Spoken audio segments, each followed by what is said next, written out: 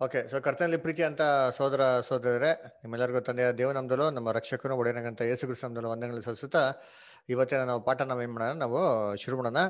ಇದನ್ನ ಶುರು ಮಾಡೋದಕ್ಕಿಂತ ಒಂದು ಮುಂಚೆ ನಾವೇನು ಮಾಡೋಣ, ಒಂದು ಪ್ರಾರ್ಥನೆ ಮಾಡಿ ನಾವೇನು ಮಾಡೋಣ, ಇದನ್ನ ನಾವು ಶುರು ಮಾಡೋಣ. ಅದಕ್ಕೆ ನಮ್ಮ ಮಧ್ಯದಲ್ಲಿರುವಂಥ ಸುಪ್ರೀತ್ ಬ್ರದರ್ ಒಂದು ಪ್ರಾರ್ಥನೆ ಮಾಡ್ಕೊಂಡು ಕೇಳ್ಕೊಂತೀನಿ. ಸುಪ್ರೀತ್ ಬ್ರದರ್ ಒಂದು ಪ್ರೇಯರ್ ಮಾಡ್ಬೋದಾ? ಆಗ್ತದಾ?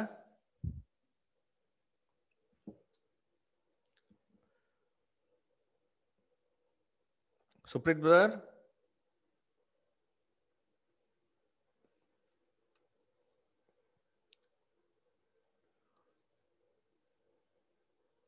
ಓಕೆ. ವೀರಭದ್ರ ಬ್ರದರ್ ಲೈನೇ ಇದ್ದೀರಾ? ಇದ್ದೀನಿ ಬ್ರದರ್. ಬ್ರೋ ಒಂದು ಪ್ರೇಯರ್ ಮಾಡ್ತೀರಾ? ಮಾಡ್ತೀನಿ ಬ್ರದರ್. ಪ್ರಾರ್ಥನೆ ಮಾಡ್ಕೊಳ್ಳೋಣ. ಭೂಪರಲೋಕಗಳ ಒಡೆಯನಾಗಿರುವ ನಮ್ಮ ಪರಲೋಕದ ತಂದೆಯಾದ ದೇವರೇ, ಸರ್ವಶಕ್ತನೇ, ಪರಿಶುದ್ಧನೇ, ನೀತಿವಂತನೇ, ನೀತಿಯ ನ್ಯಾಯಾಧಿಪತಿಯಾದಂತ ನಮ್ಮ ತಂದೆಯಾದ ದೇವರೇ, ಒಂದು ಸಮಯದಲ್ಲಿ ಸ್ವಾಮಿ, ನೀವು ಕೊಟ್ಟಂತ ಸಮಯದಲ್ಲಿ ನಿಮ್ಮ ಸತ್ಯ ವಾಕ್ಯಗಳನ್ನು ಕೇಳುವುದಕ್ಕಾಗಿ ಮತ್ತು ಸತ್ಯ ಗುಡಾರ್ಥಗಳನ್ನು ತಿಳ್ಕೊಳ್ಳುವುದಕ್ಕಾಗಿ ನಮಗೆ ಮತ್ತೊಂದು ಅವಕಾಶವನ್ನು ಕೊಟ್ಟದಕ್ಕಾಗಿ ನಿಮಗೆ ಸ್ತೋತ್ರ ಸಲ್ಲಿಸ್ತೇವಪ್ಪ. ನಮ್ಮ ತಂದೆಯಾದ ದೇವರೇ, ಈ ಒಂದು ಸಮಯದಲ್ಲಪ್ಪ ನಿನ್ನ ವಾಕ್ಯವನ್ನು ಬೋಧನೆ ಮಾಡುವಂತಹ ಸಹೋದರನ ಆಶೀರ್ವದಿಸಿ, ಅವರ ಬಾಯಿಗೆ ಬಾಯಿಯಾಗಿದ್ದು ಅವ್ರ ಮುಖಾಂತರ ನಮ್ಮೆಲ್ಲರೊಂದಿಗೆ ಮಾತನಾಡ್ಬೇಕೆಂಬುದಾಗಿ ಬೇಡುತ್ತೇವೆ ತಂದೆ. ನಮ್ಮ ತಂದೆಯಾದ ದೇವರೇ, ಸ್ವಾಮಿ, ಸಹೋದರರು ಮಾತನಾಡುವಾಗ ಅವರು ಹೇಳುವಂತ ಒಂದೊಂದು ಮಾತುಗಳು ಸಹ ನಮಗೆ ಅರ್ಥವಾಗುವ ರೀತಿಯಲ್ಲಿ, ಅದನ್ನು ತಿಳ್ಕೊಳ್ಳುವಂತ ರೀತಿಯಲ್ಲಿ ಪವಿತ್ರಾತ್ಮನ ಶಕ್ತಿಯಿಂದ ತುಂಬಿಸಿ ನಮ್ಮನ್ನು ಬಲಪಡಿಸ್ಬೇಕೆಂಬುದಾಗಿ ಬೇಡ್ತೇವಪ್ಪ. ನಮ್ಮ ತಂದೆಯಾದ ದೇವರೇ, ಈವರೆಗೂ ನಮ್ಮನ್ನು ಜೀವಿತರ ಸಂಖ್ಯೆಯಲ್ಲಿಟ್ಟು ನಮಗೆ ಬಂದಂತ ಎಲ್ಲಾ ಕೆಡುಗಣಾತಗಳನ್ನು ತಪ್ಪಿಸಿ ನಿಮ್ಮ ಮಗನಾದ ಪ್ರಭು ಯೇಸು ಕ್ರಿಸ್ತನಲ್ಲಿ ನಮ್ಮನ್ನು ಈವರೆಗೂ ಕಾದು ಕಾಪಾಡಿ ನಡೆಸಿದಕ್ಕಾಗಿ ನಿಮ್ಮ ಸ್ತೋತ್ರವನ್ನು ಸಲ್ಲಿಸ್ತೇವೆ. ನಮ್ಮ ತಂದೆಯಾದ ದೇವರೇ, ತಲೆಬಾಗಿರುವಂತ ಎಲ್ಲ ಸಹೋದರನ ಆಶೀರ್ವದಿಸಿ ಪವಿತ್ರಾತ್ಮ ತುಂಬಿಸಿ ಬಲಪಡಿಸಿ ಒಬ್ಬೊಬ್ಬರನ್ನ ನಿನ್ನ ವಾಕ್ಯದಲ್ಲಿ ನಡೆಸಬೇಕೆಂಬುದಾಗಿ ಬೇಡುತ್ತಾ, ವಾಕ್ಯವನ್ನು ಬೋಧನೆ ಮಾಡುವಂತ ಸಹೋದರರನ್ನು ಮತ್ತು ವಾಕ್ಯವನ್ನು ಕೇಳುವಂತ ಎಲ್ಲಾ ಸಹೋದರ ಸಹೋದರರನ್ನು ನಿಮ್ಮ ಪಾದದಲ್ಲಿ ಸಮರ್ಪಿಸುತ್ತಾ ಒಂದು ಪ್ರಾರ್ಥನೆಯನ್ನು ನಿಮ್ಮ ಒಬ್ಬನೇ ಮಗನು ನಮ್ಮ ರಕ್ಷಕನು ವಿಮೋಚಕನೂ ಆದ ಪ್ರಭು ಯೇಸು ಕ್ರಿಸ್ತನಲ್ಲೇ ಬೇಡುತ್ತೇವೆ, ನಮ್ಮ ಪರಲೋಕದ ತಂದೆಯೇ, ಆಮೇನ್.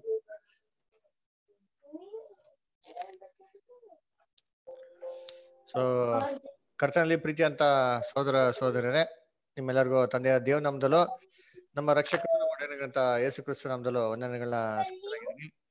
ಸೊ ದಯವಿಟ್ಟು ಎಲ್ಲರೂ ಮ್ಯೂಟ್ ಮಾಡ್ಕೊಳ್ಳಿ ಅಂತ ಕೇಳ್ಕೊಂತೀನಿ. ಸೊ ಇವಾಗ ನಾವೇನ್ ಮಾಡೋಣ ಅಂದ್ರೆ, ನಿಮ್ಗೆಲ್ಲರಿಗೂ ತಿಳಿಸಿ ರೀತಿಯಲ್ಲಿ ಇವತ್ತೊಂದು ಬಹು ಇಂಪಾರ್ಟೆಂಟ್ ಆಗಿರೋಂಥ ಒಂದು ಪಾಠ. ಏನಪ್ಪಾ ಅದು ಪಾಠ ಅಂತಂದ್ರೆ ಅಂತ್ಯಕ್ರಿಸ್ತು. ಸೊ ಅಂತ್ಯಕ್ರಿಸ್ತು ಬಗ್ಗೆ ನಾವೇನ್ ಮಾಡೋಣ ಇವತ್ತು ತಿಳ್ಕೊಳಕ್ ಹೋಗೋಣ. ಸತಿ ನೋಡ್ಬೇಕಾದ್ರೆ ನಿಮ್ಗೆ ಒಂದು ಆಶ್ಚರ್ಯ ಆಗ್ಬೋದು, ಅಲ್ಲ ನಾವ್ ಏನಕ್ಕೆ ಬದಲು ಆಂಟಿ ಕ್ರೈಸ್ಟ್ ಬಗ್ಗೆ ತಿಳ್ಕೊಬೇಕು ಅಂತ ಅಂದ್ಬಿಟ್ಟಲ್ರ. ಸೊ ಅದಕ್ಕೆ ನಾವು ಇರುವಂತ ಒಂದು ಸಂಗತಿ ಅಥವಾ ಇರುವಂತ ಒಂದು ಸಂದರ್ಭ, ಯಾವ ಒಂದು ಸಂದರ್ಭದಲ್ಲಿ ಇದ್ದೀರಿ, ಯಾವ ಒಂದು ಕಾಲದಲ್ಲಿ ವಾಸ ಮಾಡ್ತಾ ಇದೀರಿ ಅಂತಂದ್ರೆ, ನಮ್ಮ ಸುತ್ತಮುತ್ತಲು ಅಂತ್ಯಕಾಲದ ಸೂಚನೆ ನಾವ್ ಏನ್ ಮಾಡ್ಬೋದು, ನಾವು ವಿಪರೀತವಾಗಿರೋದನ್ನ ನಾವು ನೋಡ್ಬೋದು ಅಲ್ವರ. ಸೊ ಅದಕ್ಕೆ ಅಂತ್ಯಕಾಲದಲ್ಲಿ ಏನೆಲ್ಲ ಒಂದು ಸೂಚನೆಗಳು ನಡೀತಾ ಇದೆಯೋ, ಮುಖ್ಯವಾಗಿ ಕ್ರಿಸ್ತನ ಎರಡನೇ ಬರುವಿಕೆಗೆ ಇರುವಂತ ಎಲ್ಲಾ ತರ ಒಂದು ಸೂಚನೆ ಕಾರ್ಯಗಳು ನಮ್ಮ ಮಧ್ಯದಲ್ಲಿ.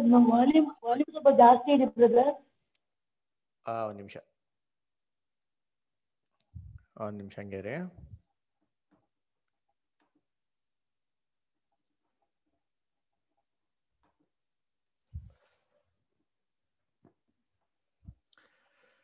ಓಕೆ, ಇವಾಗ ಕೇಳಿಸ್ತಿದ್ಯಾ? ಎಲ್ಲರಿಗೂ ಕ್ಲಾರಿಟಿ ಇದೆಯಾ?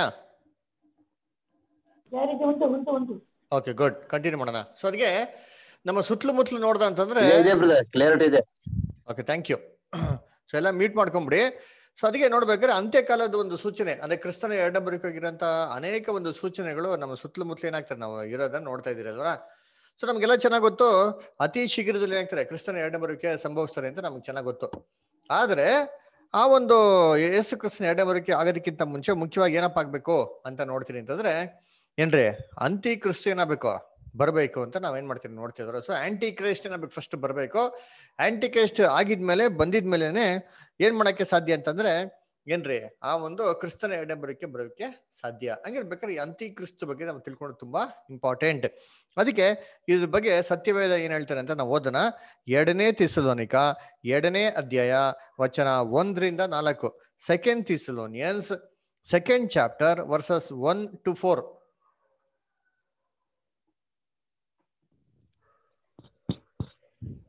ಸಹೋದರರೇ, ನಮ್ಮ ಕರ್ತನಾದ ಯೇಸು ಕ್ರಿಸ್ತನ ಪ್ರತ್ಯಕ್ಷತೆಯ ವಿಷಯವಾಗಿ ನಾವು ಆತನ ಬಳಿಯಲ್ಲಿ ಕೂಡಿಕೊಳ್ಳುವುದರ ವಿಷಯವಾಗಿಯೂ ನಿಮ್ಮನ್ನು ಬೇಡಿಕೊಳ್ಳುವುದೇನೆಂದರೆ ಈಗಲೇ ಹತ್ತಿರವಾಯಿತೆಂಬುದಾಗಿ ದೇವರಾತ್ಮ ಪೌಲನು ಹಾಗೆ ಹೇಳಿದನೆಂದಾಗಲಿ ಪೌಲನು ಹಾಗೆ ಬರೆದನೆಂದಾಗಲಿ ಯಾರಾದರೂ ಹೇಳಿದರೂ ನೀವು ಬೇಗನೆ ಬುದ್ಧಿಗೆಟ್ಟು ಚಂಚಲರಾಗಿ ಕಳವಳ ಪಡಬೇಡಿರಿ. ನೋಡ್ರ ಅದಕ್ಕೆ ಹೇಳ್ತಾರೆ, ಯಾರಾದ್ರು ಬಂದ್ಬಿಟ್ಟು ಏನ್ರಿ ಆ ದಿನ ಹತ್ತಿರವಾಯ್ತು ಅಂತ ಅಂದ್ಬಿಟ್ಟು ಯಾರು ಹೇಳಿದ್ರೆ ನೀವು ಬೇಗನೆ ಏನ್ ಮಾಡಕ್ ಹೋಗ್ಬಿಡಿ, ಕಳವಳಗೊಂಡು ಚಂಚಲರಾಗಬೇಡ್ರಿ ಅಂತ ಹೇಳ್ತಾರೆ. ಯಾಕೆ ಯಾಕೆ ಮುಂದಕ್ಕೆ ಓದಿ ಇಷ್ಟ ಹಂಗೆ ನೋಡೋಣ.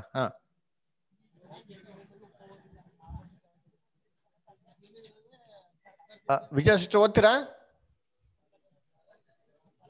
ಓದ್ತೀನಿ ಬ್ರದರ್. ಯಾರು ಯಾವ ವಿಧದಲ್ಲಿಯೂ ನಿಮ್ಮನ್ನು ಮೋಸಗೊಳಿಸದಂತೆ ನೋಡಿಕೊಳ್ಳಿರಿ. ಯಾಕೆಂದರೆ ಮೊದಲು ಮತಭ್ರಷ್ಟತೆ ಉಂಟಾಗಿ ಅಧರ್ಮ ಸ್ವರೂಪನು ಬಯಲಿಗೆ ಬಂದ ಹೊರತು ಆ ದಿನವೂ ಬರುವುದಿಲ್ಲ. ನೋಡ್ರ ಅದಕ್ಕೆ ಹೇಳ್ತಾರೆ, ಈ ದಿನ ಆಗ್ಬೇಕು ಅಂತಂದ್ರೆ ಕ್ರಿಸ್ತನ ಎರಡನೇ ಬರುವಿಕೆ ದಿನ ಆಗ್ಬೇಕು ಅಂದ್ರೆ ಮೊದಲು ಏನಾಗ್ಬೇಕು ಅಂತ ನೋಡ್ತೀನಿ ಅಂತಂದ್ರೆ ಮತಭ್ರಷ್ಟತೆ ಉಂಟಾಗಿ ಆ ಅಧರ್ಮ ಸ್ವರೂಪನ ಏನಾಗ್ಬೇಕಂತೆ, ಬಯಲಿಗೆ ಬರ್ಬೇಕಂತೆ. ಅವನು ಬಯಲಿಗೆ ಬಂದ ಹೊರತು ಏನ್ರಿ ಆ ದಿನ ಬರೋದಕ್ಕೆ ಸಾಧ್ಯನೇ ಇಲ್ಲ. ಹಂಗಾರೆ ಕ್ರಿಸ್ತನ ಎರಡನೇ ಬರೋಕೆ ಬರ್ಬೇಕು ಅಂತಂದ್ರೆ ಫಸ್ಟ್ ಏನಾಗಬೇಕು, ಮತಭ್ರಷ್ಟತೆ ಉಂಟಾಗ್ಬೇಕು. ಆ ಅಧರ್ಮ ಸ್ವರೂಪ ಏನಾಗಬೇಕು, ಅವನು ಬಯಲಿಗೆ ಬರ್ಬೇಕು ಅಂತ ಹೇಳ್ತಾರೆ. ಅದಕ್ಕೆ ಅಂತಿ ಕ್ರಿಸ್ತು ಬರ್ಬೇಕು. ಸೆಕೆಂಡ್ ಕಮಿಂಗ್ ಗಿಂತ ಮುಂಚೆ ನೋಡ್ಬೇಕ್ರೆ ಆಂಟಿ ಕ್ರಿಸ್ಟನ್ ಬರ್ಬೇಕು. ಅವನು ಬಂದು ಭೂಲೋಕದಲ್ಲಿ ಏನು ಮಾಡ್ಬೇಕು ಅಂತಂದ್ರೆ 3.5 ವರ್ಷ ಏನ್ ಮಾಡ್ಬೇಕು, ಅವರು ಆಳ್ವಿಕೆ ಮಾಡ್ಬೇಕು ಅಂತ ನೋಡ್ತೀರಿ ಅಲ್ರ. ಅದಕ್ಕೆ ನೋಡ್ಬೇಕಾದ್ರೆ ಏನ್ ಹೇಳ್ತಾರೆ ಅಂದ್ರೆ ಅನೇಕ ಜನಗಳು ಅಂತಾರೆ ಯೇಸು ಕ್ರಿಸ್ತು ಬರೋಕ್ಕಿಂತ ಮುಂಚೆ ಏನಾಗ್ತಾರೆ, ಆಂಟಿ ಕ್ರೈಸ್ಟ್ ಅಂತ ಒಬ್ಬ ವ್ಯಕ್ತಿ ಬರ್ತಾನೆ. ಅವನ್ ಬಂದ್ ಏನ್ ಮಾಡ್ತಾನೆ, ಯೆರೂಸಲೇಮಿನಲ್ಲಿ ಒಂದು ಆಲಯನ ಕಟ್ತಾನೆ. ಯೆರೂಸಲೇಮ್ ಆಲಯದಲ್ಲಿ ಕಟ್ಬಿಟ್ಟು ಆಲಯದಲ್ಲಿ ತಾನೇ ದೇವ್ರೆಂದು ಅಂದ್ಕೊಂಡು ಕೂತ್ಕೊಂಡು ಎಲ್ಲಾ ಮನುಷ್ಯರು ಆತನನ್ನು ದೇವ್ರು ಅಂತ ರೆಕಗ್ನೈಸ್ ಮಾಡಿ ದೇವ್ರಿಗೆ ಅಡ್ಡ ಬಿದ್ದ ನಮಸ್ಕಾರ ಮಾಡಿರ್ತೀರಿ. ಈ ವ್ಯಕ್ತಿಗೆ ಏನ್ ಮಾಡ್ತಾರಂತೆ, ಇವ್ರನ್ನೇ ದೇವ್ರು ಅಂತ ಐಡೆಂಟಿಫೈ ಮಾಡಿ ಇವ್ರನ್ನೇ ದೇವ್ರ ಅಂತ ರೆಕಗ್ನೈಸ್ ಮಾಡಿ ಏನ್ ಮಾಡ್ತಾರೆ ಅಂತಂದ್ರೆ ಎಲ್ಲಾರು ಇವ್ರಿಗೆ ಏನ್ ಮಾಡ್ತಾರೆ, ಅಡ್ಡ ಬಿದ್ದಿ ನಮಸ್ಕಾರ ಮಾಡ್ತಾರೆ ಅಂತ ಅಂತಾರೆ. ಅದಕ್ಕೆ ಇವ್ರು ಬಂದ್ಬಿಟ್ಟು ಭೂಲೋಕದಲ್ಲಿ ಏನ್ ಮಾಡ್ತಾರೆ, 3.5 + 3.5 ಟೋಟಲ್ 7 ವರ್ಷ ಏನ್ ಮಾಡ್ತಾರೆ, ಅವರು ಆಳ್ವಿಕೆ ಮಾಡ್ತಾರೆ. ಈ ತರ ಈ ಅಂತ್ಯಕ್ರಿಸ್ತು ಬಂದು ಏನ್ ಮಾಡ್ತಾರೆ ಅಂದ್ರೆ ಎಲ್ಲಾರ ತಲೆ ಮೇಲೆ ಮತ್ತೆಲ್ಲಾ ಒಂದು ಕೈಗಳ ಮೇಲೆ ಏನ್ ಮಾಡ್ತಾರೆ 666 ಅಂತ ಏನ್ ಮಾಡ್ತಾರೆ ಮುದ್ರೆ ಹಾಕ್ತಾರೆ ಅಂತ ಏನ್ರಿ ಒಂದು ಅಭಿಪ್ರಾಯ. ಯಾಕೆಂದ್ರೆ ಸತ್ಯವೇದದಲ್ಲಿ ಏನಾಗಿದೆ ಅಂದ್ರೆ ಅನೇಕ ಒಂದು ಎಂತಾರೆ ಈ ಒಂದು ವಚನಗಳಿಂದ ಏನ್ ಮಾಡ್ತಾರೆ ಅವರು ಈ ತರ ಒಂದು ಅಭಿಪ್ರಾಯಕ್ಕೆ ಬರ್ತಾರೆ ಅದರ. ಸದ್ಕೆ ನೋಡ್ಬೇಕಾದ್ರೆ ಏನ್ರಿ ಯೋಚನೆ ಮಾಡಿದ್ರಿ, ಇವತ್ತು ನಾವ್ ಇರೋಂತ ಒಂದು ಕಾಲ ಎಂತ ಕಾಲದಲ್ಲಿ ಇದೀರಿ ಅಂತಂದ್ರೆ ಮೂಢನಂಬಿಕೆ ಕಾಲದಲ್ಲಿ ನಾವೇನಾಗಿಲ್ಲ ಇವತ್ತು ವಾಸ ಮಾಡ್ತಾ ಇಲ್ಲ. ನಾವಿವತ್ತು ವಾಸ ಮಾಡ್ತಾ ಇರೋದು ಎಂತ ಕಾಲ ಅಂತಂದ್ರೆ ಜನಗಳಿಗೆ ಜ್ಞಾನ, ಬುದ್ಧಿ, ತಿಳುವಳಿಕೆ ಅಲ್ವರ ಎಲ್ಲಾ ಒಂದು ಪರಿಜ್ಞಾನ ಇರೋಂತ ಒಂದು ದಿನದಲ್ಲಿ ನಾವೇನ್ ಮಾಡ್ತಾ ಇದೀವಿ, ಇವತ್ತು ವಾಸ ಮಾಡ್ತಾ ಇದೀರಿ ಅದ್ರ. ಇವಾಗ ಜನಗಳು ಮೂಢನಂಬಿಕೆ ಏನ್ ಮಾಡಕ್ ಹೋಗಲ್ಲ, ಜಾಸ್ತಿ ನಂಬೋದಿಕ್ಕೆ ಹೋಗೋದಿಲ್ಲ. ಹಾಗಿರ್ಬೇಕಾದ್ರೆ ಯಾವುದೇ ಒಬ್ಬ ವ್ಯಕ್ತಿನ ಎಲ್ಲಾ ಲೋಕದ ಜನಗಳು ದೇವ್ರು ಅಂತ ಅಕ್ಸೆಪ್ಟ್ ಮಾಡಿ ದೇವ್ರು ಅಂತ ಅವನ್ಗೆ ಅಡ್ಡ ಬಿದ್ದಿ ನಮಸ್ಕಾರ ಮಾಡಿ ಅವನ್ ಹೇಳಂತ ಎಲ್ಲಾ ಮಾತು ಕೇಳೋದಿಕ್ಕೆ ಈ ಒಂದು ಕಾಲದಲ್ಲಿ ಸಾಧ್ಯನಾ ಅಂತ ಮನ್ಸಿಗೆ ಒಂದು ಪ್ರಶ್ನೆ ಹಾಕಿದ್ರೆ ಏನ್ರೆ ಇಟ್ ಈಸ್ ಹೈಲಿ ಇಂಪಾಸಿಬಲ್. ಯಾಕಪ್ಪ ಹೈಲಿ ಇಂಪಾಸಿಬಲ್ ಅಂತ ನೋಡ್ದ ಅಂತಂದ್ರೆ ಏನ್ರಿ ಅಂತ್ಯಕ್ರಿಸ್ತು ಬಗ್ಗೆ ನಮ್ಗೆ ಸತ್ಯವೇದದಲ್ಲಿ ಕೊಟ್ಟಿರೋಂಥ ಎಷ್ಟೋ ಒಂದು ಕಾರ್ಯಗಳು ಹೆಂಗಿದೆ ಅಂತಂದ್ರೆ ಈ ಒಂದೆಲ್ಲಾ ಕಾರ್ಯಗಳನ್ನ ಮಾಡಿ ನೆರವೇರಿಸ್ಬೇಕು ಅಂತಂದ್ರೆ ಖಂಡಿತವಾಗೂ ಒಬ್ಬ ವ್ಯಕ್ತಿ ಕೈಲಿ ಇದನ್ನ ಲಿಟ್ರಲ್ ಆಗಿ ಮಾಡಕ್ಕೆ ಸಾಧ್ಯನೇ ಇಲ್ಲ. ಅದು ಈ ಒಂದು ಕಾಲದಲ್ಲಿ ಈ ಒಂದು ಅಂತ್ಯಕಾಲದಲ್ಲಿ ಅಂತ ನಮ್ಮ ಒಂದು ಪೀರಿಯಡ್ ಅಲ್ಲಿ ಇದನ್ನ ಮಾಡಕ್ಕೆ ಖಂಡಿತವಾಗೂ ಸಾಧ್ಯ ಇಲ್ಲ. ಯಾಕೆ ಸಾಧ್ಯ ಇಲ್ಲ, ಯಾಕೆ ಸಾಧ್ಯ ಇಲ್ಲ, ಯಾಕಾಗಲ್ಲ ಬ್ರದರ್ ಅಂತ ನೋಡ್ಬೇಕಾರೆ ಏನ್ರಿ ಬೈಬಲ್ ನಲ್ಲಿ ಏನಪ್ಪಾ ಹೇಳ್ತಾರೆ ಅಂತಂದ್ರೆ ಅಂತ್ಯಕಾಲದಲ್ಲಿ ಹೋಗ್ತಾ ಹೋಗ್ತಾ ದೇವರ ಒಂದು ಜನಗಳಿಗಿಂತ ಲೋಕದಲ್ಲಿ ಮೋಸವಾಗಿರೋ ಜನಗಳೇ ಅಧಿಕವಾಗಿರ್ತಾರೆ ಅಂತ ಏನ್ ಮಾಡ್ತಾರೆ ಸತ್ಯವೇದ ನಮ್ಗೆ ಹೇಳ್ತಾರೆ. ಅದಕ್ಕೆ ವಚನಗಳು ಓದೋಣ. 1ನೇ ತಿಮೋತಿ 4ನೇ ಅಧ್ಯಾಯ ವಚನ 1-3. 1ನೇ ತಿಮೋತಿ 4ನೇ ಅಧ್ಯಾಯ ವಚನ 1-3. 1 ತಿಮೋತಿ 4th chapter verses 1-3.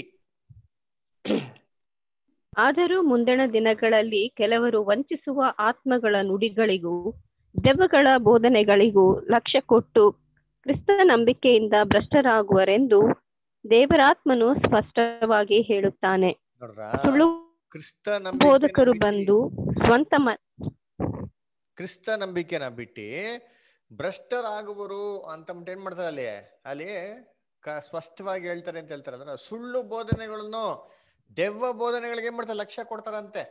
ಹಂಗಾದ್ರೆ ಅಂತ್ಯ ಕಾಲದಲ್ಲಿ ದೇವರಲ್ಲಿ ಭಯ ಭಕ್ತಿ ಇರೋಂಥ ಮನುಷ್ಯಗಳು ಜಾಸ್ತಿ ಆಗಿರ್ತಾರ ಅಥವಾ ಬೇರೆ ತರ ಇರ್ತಾರ ಅಂತ ನೋಡ್ದ ಅಂತಂದ್ರೆ, ದೇವ್ರಿಗೆ ಭಯ ಭಕ್ತಿ ಇರೋಂಥ ಮನುಷ್ಯಗಳು ತುಂಬಾ ಕಮ್ಮಿ ಅಂತ ನಮ್ಗೆ ಏನ್ ಮಾಡ್ತಾರೆ ಸತ್ಯವೇದದಲ್ಲಿ ಸ್ಪಷ್ಟವಾಗಿ ನಮ್ಗೆ ಏನ್ ಮಾಡ್ತಾರೆ ಅಲ್ಲಿ ಹೇಳ್ತಾರೆ. ಹಂಗಿರ್ಬೇಕಾರೆ ಖಂಡಿತವಾಗೂ ದೇವ್ರಿಗೆ ಒಂದು ಭಯ ಭಕ್ತಿಯಾಗೆ ಅಥವಾ ದೇವ್ರನ್ನ ಹುಡ್ಕೋಂತ ಟೈಮಲ್ಲಿ ನಾವೇನ್ ಮಾಡ್ತಾ ಇಲ್ಲ, ನಾವು ಬಾಳ್ತಾ ಇಲ್ಲ. ಯೇಸು ಕ್ರಿಸ್ತು ಕೂಡ ಏನ್ ಹೇಳ್ತಾರೆ, ಮನುಷ್ಯ ಕುಮಾರನು ತಿರುಗಿ ಬರ್ಬೇಕಾರೆ ಭೂಲೋಕದಲ್ಲಿ ವಿಶ್ವಾಸವನ್ನು ಕಾಣ್ತಾನ ಅಂತ ಏನ್ ಮಾಡ್ತಾರೆ ಅವರು ಒಂದು ಪ್ರಶ್ನೆನೇ ಹಾಕ್ತಾರೆ. ಆ ಪ್ರಶ್ನೆ ಹಾಕ್ತಾರೆ ಏನಪ್ಪ ಮೀನಿಂಗು ಅಂತಂದ್ರೆ, ಖಂಡಿತವಾಗೂ ಯೇಸು ಕ್ರಿಸ್ತು ಎರಡನೇ ಬರುವಿಕೆ ಬರೋ ಟೈಮಲ್ಲಿ ಲೋಕದಲ್ಲಿ ಏನಾಗಿರಲ್ಲ, ವಿಶ್ವಾಸ ಖಂಡಿತವಾಗೂ ಇರೋದಿಲ್ಲ, ನಂಬಿಕೆ ಏನಾಗೋದಿಲ್ಲ, ಕಾಣ ಬರೋದಿಲ್ಲ ಅಂತ ಮೀನಿಂಗು. ಅದ್ರ ಹಂಗಿರ್ಬೇಕಾರೆ ಇಡೀ ಲೋಕದ ಜನಗಳೆಲ್ಲಾರು ಒಬ್ಬೊಬ್ಬ ವ್ಯಕ್ತಿನ ಅಡ್ಡ ಬಿದ್ದಿ ಏನ್ರಿ ಇವರೇ ದೇವರು ಅಂತ ಮುಟ್ಟ ಕಣ್ಣಿಡ್ಕೊಳಕ್ಕೆ ಅದು ಈ ಕಾಲದಲ್ಲಿ ಹೆಂಗೆ ಸಾಧ್ಯ? ಇನ್ನೊಂದು ವಚನ ಓದೋಣ ನೋಡ್ರಿ, 2 ತಿಮೋತಿ 3ನೇ ಅಧ್ಯಾಯ 1-7. 2 Timothy 3rd chapter verses 1-7. Ravi brother ಓದಿ.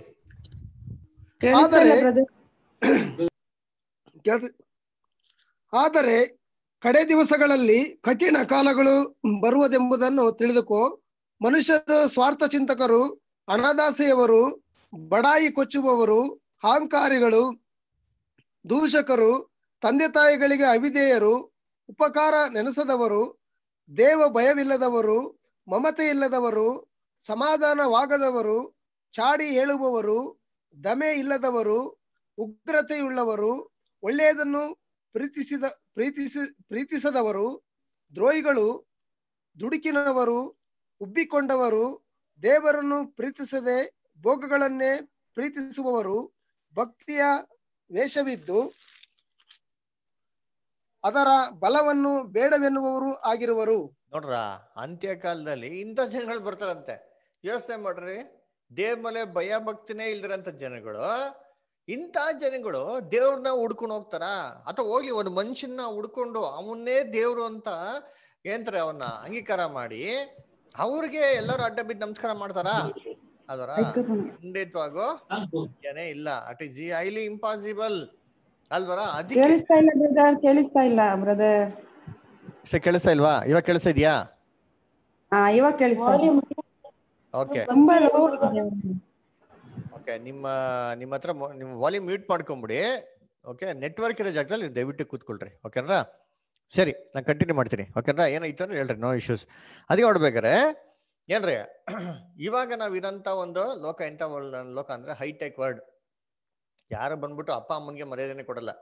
ಇರೋಂಥ ದೇವಸ್ಥಾನಗಳಿಗೆ ಏನ್ ಮಾಡ್ತಾರೆ, ಯಾರು ನೆಟ್ಟಿಗೆ ಹೋಗೋದಿಕ್ ಹೋಗಲ್ಲ. ಅದರ ಅಂತ ಒಂದು ಕಾಲ ನಾವು ವಾಸ ಮಾಡ್ತಾರೆ ಅಂತ ಇದ್ರಲ್ಲಿ ಎಲ್ಲಾರು ಹೋಗ್ಬಿಟ್ಟು ಯೆರೂಸಲೇಮ್ಗೆ ಹೋಗಿ ಇರೋಂಥ ಒಬ್ಬ ವ್ಯಕ್ತಿನ ಅವರೇ ದೇವ್ರಂತ ಐಡೆಂಟಿಫೈ ಮಾಡ್ತಾರ ಅಂತಂದ್ರೆ ಇಟ್ ಇಸ್ ಟೋಟಲಿ ಇಂಪಾಸಿಬಲ್. ಮೂಢನಂಬಿಕೆ ಇರೋಂಥ ಕಾಲದಲ್ಲಿ ನೆಪೋಲಿಯನ್ ಬೋನಾಪಾರ್ಟ್ ಆಗ್ಲಿ, ಅಲೆಕ್ಸಾಂಡರ್ ಗ್ರೇಟ್ ಆಗ್ಲಿ, ಅಥವಾ ಸೀಸರ್ಗಳಾಗ್ಲಿ, ಅವ್ರು ಏನ್ ಮಾಡಕ್ಕಾಗಲ್ಲ, ಇದನ್ನೆಲ್ಲ ಮಾಡಕ್ಕಾಗಿಲ್ಲ. ಎಷ್ಟೆಷ್ಟೋ ವರ್ಲ್ಡ್ ಲೀಡರ್ಸ್, ಅದರ ಹಿಟ್ಲರು, ಅದರ ಅಂತ ಒಂದು ದೊಡ್ಡ ದೊಡ್ಡ ಲೀಡರ್ಸ್ಗಳು ಏನ್ ಮಾಡಿಲ್ಲ, ಅವ್ರಿಗಿರೋಂಥ ಸೂಪರ್ ಪವರ್ ಉಪಯೋಗಿಸ್ಕೊಂಡು ಆಗಿರೋಂಥ ಒಂದು ಮೂಢನಂಬಿಕೆ ಇರ್ಬೇಕಾದ್ರೆ ಅಂತಿಕ್ರಿಸ್ತ ಬಗ್ಗೆ ಹೇಳಿರೋಂಥ ಒಂದು 25% ಕೆಲಸ ಕೂಡ ಏನ್ ಮಾಡಕ್ಕಾಗಿಲ್ಲ, ಅವ್ರ ಕೈಲಿ ನೆರವೇರ್ಸಕ್ಕಾಗಿಲ್ಲ ಅಲ್ವರಾ? ಬೇಕಾದ್ರೆ ಏನ್ರಿ ಅಂತಿಕ್ರಿಸ್ತು ಅಂದ್ರೆ ಏನು ಅಂತ ನಾವೇನ್ ಮಾಡಬೇಕು, ಕರೆಕ್ಟಾಗಿ ಬೈಬಲ್ನ ಓದ್ ನೋಡ್ಬೇಕು. ಯಾಕೆ ಅಂದ್ರೆ ಯೆರೂಸಲೇಮ್ನಲ್ಲಿ ಇವಾಗ ದೇವರ ಆಲಯ ಇದೆಯಾ ಅಂತ ನೋಡಿದ್ರೆ ಖಂಡಿತವಾಗೂ ಯೆರೂಸಲೇಮ್ ಇವತ್ತೇನಿಲ್ಲ, ದೇವರ ಆಲಯ ಇವಾಗಿಲ್ಲ. ಹಂಗಾರೆ ಯಾರೋ ಒಬ್ರು ಬಂದು ಯೆರೂಸಲೇಮ್ ಏನ್ ಮಾಡ್ಬೇಕು, ದೇವರ ಆಲಯನ ಕಟ್ಟಬೇಕು. ಅಲ್ವರ? ಇವಾಗ ಯೆರೂಸಲೇಮ್ ದೇವರ ಆಲಯ ಕಟ್ತಾರೆ ಅಂದ್ರೆ ಬಿಡ್ತಾರ ಜನಗಳು? ಅಲ್ಲಿರೋಂಥ ಯಹೂದ್ಯರು ಮತ್ತೆ ಮುಸ್ಲಿಮ್ಸ್ಗೂ ಇರೋಂಥ ಒಂದು ಪ್ರಾಬ್ಲಮ್ ಇಂದ ಏನ್ರಿ ಯಾವುದೇ ರೀತಿಯ ಒಂದು ಹೋಲಿ ಪ್ಲೇಸ್ ಅಲ್ಲಿ ಏನ್ರಿ ಒಂದು ದೇವರ ಆಲಯನ ಕಟ್ಟೋದಿಕ್ಕೆ ಖಂಡಿತವಾಗೂ ಪರ್ಮಿಷನ್ ಇಲ್ವೇ ಇಲ್ಲ. ಹಂಗ ಅಪ್ಪಿ ಕಟ್ತಾರೆ ಅಂದ್ರೂ ಸರಿ, ಒಬ್ಬ ವ್ಯಕ್ತಿ ಹೋಗ್ಬಿಟ್ಟು ಅವ್ರ ಆಲಯದಲ್ಲಿ ಗರ್ಭಗುಡಿಯಲ್ಲಿ ಕುತ್ಕೊಂಡ್ಬಿಟ್ಟು ನಾನೇ ದೇವ್ರು ಅಂತ ಹೇಳಿದ್ರೆ ಜನಗಳು ಬಿಡ್ತಾರ? ಖಂಡಿತವಾಗ ಇಲ್ವೇ ಇಲ್ಲ ಅಲ್ವರ? ಅದಕ್ಕೆ ನೋಡ್ಬೇಕಾರೆ ಏನ್ ಮಾಡಿದಾರೆ ಅಂದ್ರೆ ಸೇತಾನು ನಿಜವಾದ ಅಂತಿಕ್ರಿಸ್ತಿಂದ ನಮ್ಮ ಒಂದು ಕಣ್ಗಳನ್ನ ಡೈವರ್ಟ್ ಮಾಡ್ಬೇಕು ಅಂತ ಏನ್ ಮಾಡ್ಬಿಟ್ಟಾನೆ ಅಂತಂದ್ರೆ ಎಲ್ಲಾ ರೀತಿಯಲ್ಲಿ ನಮ್ನ ವಂಚನೆ ಮಾಡ್ಬೇಕು ಅಂತ ಏನ್ ಮಾಡಿದಾರೆ, ಈ ತರ ಒಂದು ಆಲೋಚನೆಗಳೇ ಮಾಡಿದಾರೆ ಅವರು ತಂದಿದ್ದಾರೆ ಅಲ್ವರ. ಅದಕ್ಕೆ ನಾವೇನ್ ಮಾಡ್ಬೇಕು ಅಂದ್ರೆ ಆಂಟಿ ಕ್ರೈಸ್ಟ್ ಅಂತಾನೆ ಏನು ಅಂತ ಅಂದ್ಬಿಟ್ಟು ಸತ್ಯವೇದ ನಾವೇನ್ ಮಾಡಕ್ ನಾವು ಓದ್ಬೇಕು ಅಲ್ವರ. ಅದಕ್ಕೆ ಅಂತಿ ಕ್ರಿಸ್ತು ಅನ್ನೋ ಏನು, ಅಂತಿ ಕ್ರಿಸ್ತಿಗೆ ಸತ್ಯವೇದಲ್ಲಿ ಕೊಟ್ಟಿದ್ದ ಹೆಸರುಗಳೇನು ಅಂತ ಮೊದಲನೇನೋ ನಾವು ಅಂತ ತಿಳ್ಕೊಬೇಕು. ಆಂಟಿ ಕ್ರೈಸ್ಟ್ ಅಂತ ಹೇಳ್ಬೇಕಾರೆ ಬೈಬಲ್ ನಲ್ಲಿ ಅದಕ್ಕೆ ಹಲವಾರು ಹೆಸರುಗಳು ಏನ್ ಮಾಡಿದ್ರೆ ನಮ್ಗೆ ಕೊಟ್ಟಿದ್ರೆ.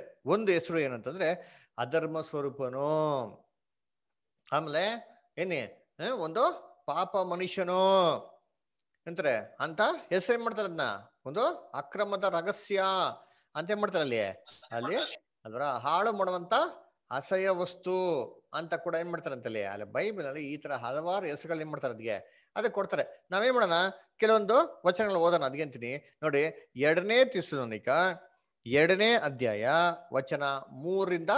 2 Thessalonians 2nd chapter verses 3-7. Anita ಅಷ್ಟು ಓದಿ.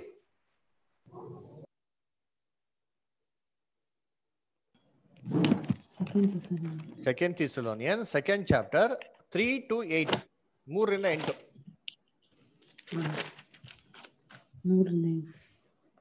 ನೀವೇ, ಯಾಕೆಂದರೆ ನಮ್ಮ ಬೋಧನೆಯು ಅಬದ್ಧವಲ್ಲ, ಅಶುದ್ಧವಲ್ಲ. 2ನೇ ಥೆಸಲೋನಿಕನ 2ನೇ ಅಧ್ಯಾಯನ ಯಾರು ಯಾವ ವಿಧದಲ್ಲಿಯೂ ನಿಮ್ಮನ್ನು ಮೋಸಗೊಳಿಸದಂತೆ ನೋಡಿಕೊಳ್ಳಿರಿ. ಯಾಕೆಂದರೆ ಮೊದಲು ಮತಭ್ರಷ್ಟತೆಯು ಉಂಟಾಗಿ ಅಧರ್ಮ ಸ್ವರೂಪನು ಬಯಲಿಗೆ ಬಂದ ಹೊರತು ಆ ದಿನವೂ ಬರುವುದಿಲ್ಲ. ಸ್ವರೂಪನು ಹೇಳ್ತಾರ, ಅಧರ್ಮ ಸ್ವರೂಪನು ಬಯಲಿಗೆ ಬಂದ ಹೊರತು ಆ ದಿನವೂ ಬರುವುದಿಲ್ಲ. ನೆಕ್ಸ್ಟ್ ಎಷ್ಟು ಓದಿ. ಯಾವುದು ದೇವರು ಅನಿಸಿಕೊಳ್ಳುತ್ತದೋ, ಯಾವುದು ಪೂಜೆ ಹೊಂದುತ್ತದೋ ಅದನ್ನೆಲ್ಲ ನಾಶನಕ್ಕೆ ಅಧೀನವಾದ ಆ ಪುರುಷನು ಎದುರಿಸಿ ಅದಕ್ಕಿಂತ ಮೇಲಾಗಿ ತನ್ನನ್ನು ತಾನೇ ಹೆಚ್ಚಿಸಿಕೊಂಡು ತಾನು ದೇವರೆಂದು ಹೇಳಿಕೊಂಡು ದೇವರ ಗರ್ಭಗುಡಿಯಲ್ಲೇ ಕೂತುಕೊಳ್ಳುತ್ತಾನೆ. ನಾನು ನಿಮ್ಮ ಸಂಗಡ ಇದ್ದಾಗ ಈ ಸಂಗತಿಗಳನ್ನು ಹೇಳಿದ್ದು ಜ್ಞಾಪಕವಿಲ್ಲವೋ? Okay sir, thank you. ಸರಿ, ನೋಡ್ಬೇಕ್ರೆ ಆ ಮನುಷ್ಯನು ಅಂತ ಏನ್ ಮಾಡ್ತಾರೆ ಅಲ್ಲಿ ಹೇಳ್ತಾರೆ ಅದರ. ಸೊ ಇದೊಂದು ರಹಸ್ಯ ಅಂತ ಏನ್ ಮಾಡ್ತಾರೆ ಅಲ್ಲಿ ಹೇಳ್ತಾರೆ. ಯೇಸು ಕ್ರಿಸ್ತು ಇದೇ ಒಂದು ಅಂತಿ ಕ್ರಿಸ್ತನ ಏನ್ ಮಾಡ್ತಾರೆ ಹಾಳು ಮಾಡುವಂತ ಅಸಹ್ಯ ವಸ್ತು ಅಂತ ಹೇಳ್ತಾರೆ. Matthew 24:15. Matthew 24 chapter 15th verse. Matthew 24:15. 24:15. ಮತ್ತೆಯ 24:15. ಓದಿ ಅನಿತಾ ಅಷ್ಟು ಓದಿ. ಆದುದರಿಂದ ಪ್ರವಾದಿಯಾದ ದಾನಿಯೇಲನು ಹೇಳಿದಂತ ಹಾಳು ಮಾಡುವ ಅಸಹ್ಯ ವಸ್ತುವು ಪವಿತ್ರ ಸ್ಥಾನದಲ್ಲಿ ನಿಂತಿರುವುದನ್ನು ನೀವು ಕಾಣುವಾಗ ಇದನ್ನು ಓದುವವನು ತಿಳಿದುಕೊಳ್ಳಲಿ. ಯೂದಾಯದಲ್ಲಿರುವವರು. Thank you. ಆ ವಚನ ಮಾತ್ರ ಓದಿ ಸಾಕು. Thank you. ಅದಕ್ಕೆ ನೋಡ್ಬೇಕಾದ್ರೆ ಏನ್ ಹೇಳ್ತಾರೆ ಅಂದ್ರೆ ಹಾಳು ಮಾಡುವಂತ ಅಸಹ್ಯ ವಸ್ತು ಅದರ ಪವಿತ್ರ ಸ್ಥಾನದಲ್ಲಿ ನೀವು ನಿಂತ್ಕೊಂಡೋದ್ ನೋಡ್ಬೇಕಾದ್ರೆ ಏನ್ ಮಾಡಿ, ಓದೋರು ಏನ್ ಮಾಡ್ಲಿ, ತಿಳ್ಕೊಳ್ಳಿ ಅಂದ್ರೆ ಹಾಳು ಮಾಡುವಂತ ಅಸಹ್ಯ ವಸ್ತು ಅಂತ ಹೆಸರು ಏನ್ ಮಾಡ್ತಾರೆ ಇದನ್ನ ಕರೀತಾರೆ ಅದರ. ಅದಕ್ಕೆ ಆಂಟಿ ಕ್ರೈಸ್ಟ್ ಅಥವಾ ಕ್ರಿಸ್ತ ವಿರೋಧಿ ಅಂದ್ರೆ ಅರ್ಥ ಏನು ಅದರ. ಸರಿ, ಕ್ರಿಸ್ತ ವಿರೋಧಿ ಅಂದ್ರೆ ನಿಮ್ ಪ್ರಕಾರ ಏನ್ ಅಭಿಪ್ರಾಯ, ಏನ್ ಅರ್ಥ ಬರ್ತದೆ? ಕ್ರಿಸ್ತ ವಿರೋಧಿ ಅಂದ್ರೆ ಅದಕ್ಕೇನಂತ ಮೀನಿಂಗ್ ಬರ್ತದೆ ಹೇಳ್ರಿ? ದೇವರಿಗೆ ವಿರುದ್ಧ, ದೇವ್ರಿಗೆ ವಿರುದ್ಧವಾಗಿ. ವೆರಿ ಗುಡ್, ಮಾತಾಡೋದು, ದೇವ್ರ ವಿರುದ್ಧವಾಗಿ ಮಾತಾಡೋದು. ಲಿಲಿ ಸಿಸ್ಟರ್ ಹೇಳಿ. ವೆರಿ ಗುಡ್, ಕ್ರಿಸ್ತನ್ಗೆ ವಿರುದ್ಧವಾಗಿ ಮಾತಾಡೋದು. ಓಕೆ, ಆಮೇಲೆ ಹೇಳು, ಜೋರಾಗಿ ಹೇಳು, ಮ್ಯೂಟ್ ಮಾಡ್ಕೋ. ಬಸವರಾಜ್ ಬ್ರದರ್ ಹೇಳ್ರಿ. ಸುಳ್ಳದ ಬಗ್ಗೆ ಹೇಳೋದು, ಸುಳ್ಳದ ಇದು ಹೇಳೋದು. ಓಕೆ, ಸರಿ. ಅದಕ್ಕೆ ನೋಡಿ, ಇವೆಲ್ಲ ಅರ್ಥಗಳೇನಾಗಿದೆ ಅಲ್ಲಿದೆ. ಸರಿ, ಅಂದ್ರೆ ದೇವರಿಗೆ ವಿರುದ್ಧವಾಗಿ ಮಾತಾಡೋದು, ಕ್ರಿಸ್ತನ್ಗೆ ವಿರುದ್ಧವಾಗಿ ಮಾತಾಡೋದು ಅಂದ್ರೆ ಕ್ರಿಸ್ತ ವಿರೋಧಿ ಅಂತ ಬಿಟ್ಟದ್ರ. ಅಂದ್ರೆ ಈ ಕ್ಯಾಟಗರಿಯಲ್ಲಿ ಯಾರು ಬರ್ತಾರೆ? ಕ್ರಿಸ್ತನ್ಗೆ ಆಪೋಸಿಟ್ ಆಗಿರೋದು ಅಥವಾ ಕ್ರಿಸ್ತನ್ಗೆ ಅಪೋಸ್ ಮಾಡೋದು ಯಾರು ಇವಾಗ? ಸುಳ್ಳು ಪ್ರವಾದನೆ ಹೇಳು, ಸುಳ್ಳು ಪ್ರವಾದನೆ ಹೇಳ್ಬರು ಅಲ್ವರ. ಸೊ ಅದಕ್ಕೆ ಸಾಮಾನ್ಯವಾಗಿ ನೋಡ್ಬೇಕಾದ್ರೆ ಏನ್ರಿ, ಏನಪ್ಪಾ ಕ್ರಿಸ್ತನ್ಗೆ ವಿರುದ್ಧವಾಗಿ ಯಾರು ಅಪೋಸ್ ಮಾಡೋದು ಅಂತ ನೋಡಿದ್ರೆ ಯಾರು ಅಂತಂದ್ರೆ ಹಿಂದೂಸು, ಮುಸ್ಲಿಮ್ಸು, ಎಲ್ಲ ಅನ್ಯ ಜನಾಂಗದವರು ಅಲ್ವರ. ಸೊ ಅದಕ್ಕೆ ಕ್ರಿಶ್ಚಿಯನ್ಸ್ ಬಿಟ್ಟು ಮಿಗ್ದವ್ರು ಎಲ್ಲಾರು ಯಾರಿಗ ಆಪೋಸಿಟ್ ಅಂದ್ರೆ ಏನ್ರೆ ಯೇಸು ಕ್ರಿಸ್ತನ್ಗೆ ಏನ್ರೆ ಕ್ರಿಶ್ಚಿಯನ್ಸ್ಗೆ ಏನ್ರೆ opposite. Apart from Christians everybody are in opposition to Christ. ಅದರ ಅಂದ್ರೆ ಕ್ರೈಸ್ಟ್ಗೆ ವಿರುದ್ಧವಾಗಿರೋರು ಯಾರಪ್ಪ ಅಂತಂದ್ರೆ ಇವರೆಲ್ಲ ಏನಾಗ್ತಾರೆ, ಬರ್ತಾರೆ. ಅದರ ಹಿಂದೂಸು, ಮುಸ್ಲಿಮ್ಸು, ಏತಿಸ್ಟು, ಅದರ ಜ್ಯೂಸು ಎಲ್ಲರೂ ಕೂಡ ಏನಾಗ್ತಾರೆ, ಇವರೆಲ್ಲ ಬರ್ತಾರೆ. ಆದ್ರೆ ಸತ್ಯವೇದದಲ್ಲಿ ಅಂತಿಕ್ರಿಸ್ತು ಅಂತ ಹೇಳ್ಬೇಕಾರೆ ಇನ್ನೊಂದು ಮೀನಿಂಗ್ ಕೂಡ ಏನಾಗಿದೆ ಅಲ್ಲಿ ಇದೆ. ಅದ್ರ ಏನಪ್ಪಾ ಅದು ಮೀನಿಂಗ್ ಅಂದ್ರೆ ಆಂಟಿ ಕ್ರೈಸ್ಟ್ ಅಂತಾನೆ ಮೀನಿಂಗ್ ಏನು ಅಂತಂದ್ರೆ, ನೋಡಿ ಇವಾಗ ಕ್ರಿಸ್ತನ್ಗೆ ವಿರುದ್ಧವಾಗಿ ಇನ್ನೊಂದು ರೀತಿಯಲ್ಲಿ ಕೂಡ ಕೆಲಸ ಮಾಡ್ಬೋದು. ಯಾವ ತರ ಉದಾಹರಣೆ ಕೊಡ್ತೀನಿ ನೋಡಿ. ಇವಾಗ ಎಕ್ಸಾಂಪಲ್, ಇವಾಗ ನೀವೆಲ್ಲ ಏನಾಗಿದೆ ಇಂಡಿಯಾಲಿ ಇದ್ದೀರಾ ಅಲ್ದ್ರ, ನೀವೆಲ್ಲ ಯಾವ ದೇಶದ ಪ್ರಜೆಗಳು? ಭಾರತ ದೇಶದ ಪ್ರಜೆಗಳು. ಯಾಕಂದ್ರ ಇವಾಗ ನೀವು ಭಾರತ ದೇಶದಲ್ಲೇ ಇದ್ಕೊಂಡು ಏನ್ರಿ ನಮ್ಮ ಒಂದು ದೇಶಕ್ಕೆ ವಿರುದ್ಧವಾಗಿ ನೀವು ಕೆಲಸ ಮಾಡಿದ್ರೆ ಏನ್ರಿ ನಮ್ಗೇನಂತ ಕರೀತಾರೆ ಹೆಸರು? ಅವಾಗ ದೇಶ ದ್ರೋಹಿ, ದೇಶ ವಿರೋಧಿ ಅಂತ ಹೇಳ್ತಾರೆ. ಗೊತ್ತಾ? ಹೇಳ್ತಾರೆ ಆಂಟಿ ನ್ಯಾಷನಲಿಸ್ಟ್ ಅಂತ ಹೇಳ್ತಾರೆ. ಅಂದ್ರೆ ಏನಪ್ಪಾ ಮೀನಿಂಗ್ ಅಂದ್ರೆ ನಮ್ ದೇಶದಲ್ಲೇ ಇದ್ಕೊಂಡು ಏನ್ರಿ ಯಾರಿಗೆ ವಿರುದ್ಧವಾಗಿ ಕೆಲಸ ಮಾಡೋದು? ನಮ್ಮ ದೇಶ ವಿರುದ್ಧವಾಗಿ ಏನ್ ಮಾಡೋದಲ್ಲಿ ಕೆಲಸ ಮಾಡೋದಕ್ಕೆ ಹೇಳ್ತಾರೆ ಆಂಟಿ ನ್ಯಾಷನಲಿಸ್ಟ್ ಅಂತ ಹೇಳ್ತಾರೆ. ಕೇಳಿದಿರಾ? ಟೆರರಿಸ್ಟ್ಗಳೆಲ್ಲ ಹಾಗೆ ಹೇಳ್ತಾರೆ ಆಂಟಿ ನ್ಯಾಷನಲಿಸ್ಟ್ ಅಂತ ಏನ್ ಮಾಡ್ತಾರೆ ಅಲ್ಲಿ ಹೇಳ್ತಾರೆ. ಅದರ ಇದೇ ತರ ಸತ್ಯವೇದ ನೋಡ್ಬೇಕಾರೆ ಆಂಟಿ ಕ್ರೈಸ್ಟ್ ಅಂತ ಹೇಳಿದ್ರೆ ಏನ್ರಿ ಯಾವ ಅರ್ಥ ಬರ್ತಾರೆ ಅಂತಂದ್ರೆ ಏನ್ರಿ ಕ್ರಿಸ್ತನ ಹೆಸರೇ ಉಪಯೋಗಿಸ್ಕೊಳೋದು. ಆದ್ರೆ ಯಾರ ವಿರುದ್ಧವಾಗಿ ಕೆಲಸ ಮಾಡೋದು? ಕ್ರಿಸ್ತನ ವಿರುದ್ಧವಾಗಿ ಕೆಲಸ ಮಾಡೋದಕ್ಕೆ ಬೈಬಲ್ ನಲ್ಲಿ ಯೂಸ್ ಮಾಡೋಂಥ ಟರ್ಮು ಕ್ರಿಸ್ತ ವಿರೋಧಿ. ಅದಕ್ಕೆ ಕ್ರಿಸ್ತ ವಿರೋಧಿ ಅಂತಂದ್ರೆ ಹಿಂದೂಸೋ ಮುಸ್ಲಿಮ್ಸೋ ಅನ್ಯ ಜನಾಂಗದವರಲ್ಲ. ಯಾರಪ್ಪ ಕ್ರಿಸ್ತ ವಿರೋಧಿ ಅಂತಂದ್ರೆ ಕ್ರಿಸ್ತನ ಹೆಸರೇ ಉಪಯೋಗಿಸ್ಕೊಂಡು ಕ್ರಿಸ್ತನ್ಗೆ ವಿರುದ್ಧವಾಗಿ ಕೆಲಸ ಮಾಡೋರು ಯಾರಪ್ಪ ಅಂದ್ರೆ ಕ್ರಿಸ್ತ ವಿರೋಧಿ. ನೋಡಿ ಯೇಸು ಕ್ರಿಸ್ತು ಸತ್ಯವೇದದಲ್ಲಿ ಹೇಳ್ತಾರದ್ನ ಮತ್ತೆಯ 24:5, ಮ್ಯಾಥ್ಯೂ 24:5 ಹೇಳ್ತಾರೆ. ಪೂರ್ಣಿಮಾ ಸಿಸ್ಟರ್ ಓದಿ ಮ್ಯಾಥ್ಯೂ 24:5. ಕರೆಕ್ಟ್.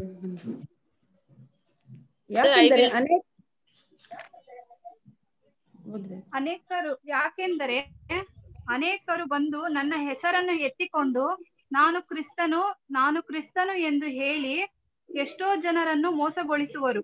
ನೋಡ್ರ, ನಾನು ಕ್ರಿಸ್ತನು ಅಂತ ಹೇಳಿಕೊಂಡು ಅನೇಕ ಜನಗಳು ಏನ್ ಮಾಡ್ತಾರಂತ ಅಲ್ಲಿ ಮೋಸಗೊಳಿಸುವರು. ನೋಡ್ರ, ಅನೇಕ ಜನಗಳು ಏನ್ ಮಾಡ್ತಾರಂತ ಅಲ್ಲಿ ಮೋಸ ಮಾಡ್ತಾರಂತೆ. ಹೆಂಗ್ ಹೇಳ್ಕೊಂಡು ನಾನೇನಂತಾರೆ ಆ ದೇವ್ರು ಈ ದೇವ್ರು ಅಥವಾ ಆ ಜನಾಂಗದವ್ರು ಈ ಜನಾಂಗದವ್ರು ಅಂತ ಹೇಳ್ತಾರ? ಇಲ್ಲ, ಏನಂತಾರೆ ಕ್ರಿಸ್ತನ ಹೆಸರೇ ಉಪಯೋಗಿಸ್ಕೊಂಡು ಅನೇಕ ಜನಗಳು ಬಂದ್ ಏನ್ ಮಾಡ್ತಂತೆ ಹೇಳ್ತಾರಂತೆ ಅಲ್ವರ. ಹಂಗೆ ಓದಿಸ್ತಾರೆ, ಹಂಗೆ ಮುಂದಕ್ಕೆ ಓದಿ.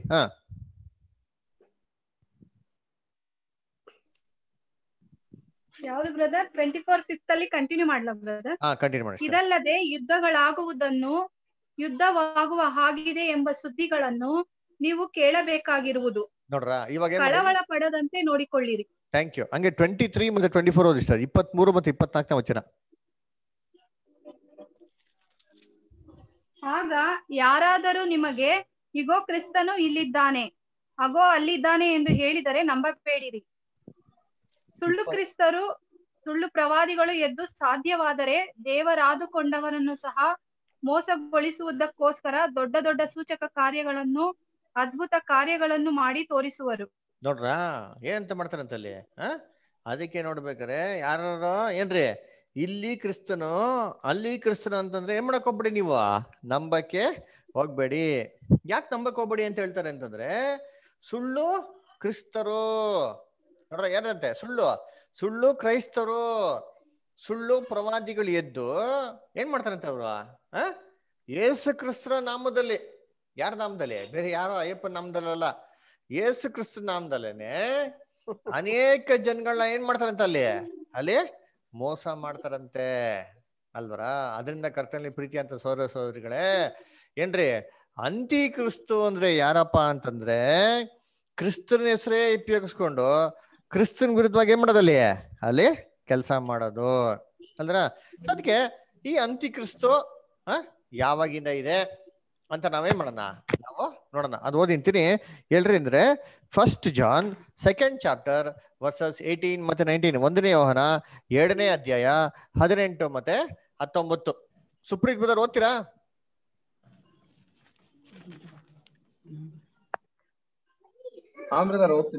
ಓದಿ. 1 ಯೋಹಾನ 1ನೇ ಯೋಹಾನ 2ನೇ ಅಧ್ಯಾಯ 18 ಮತ್ತೆ 19.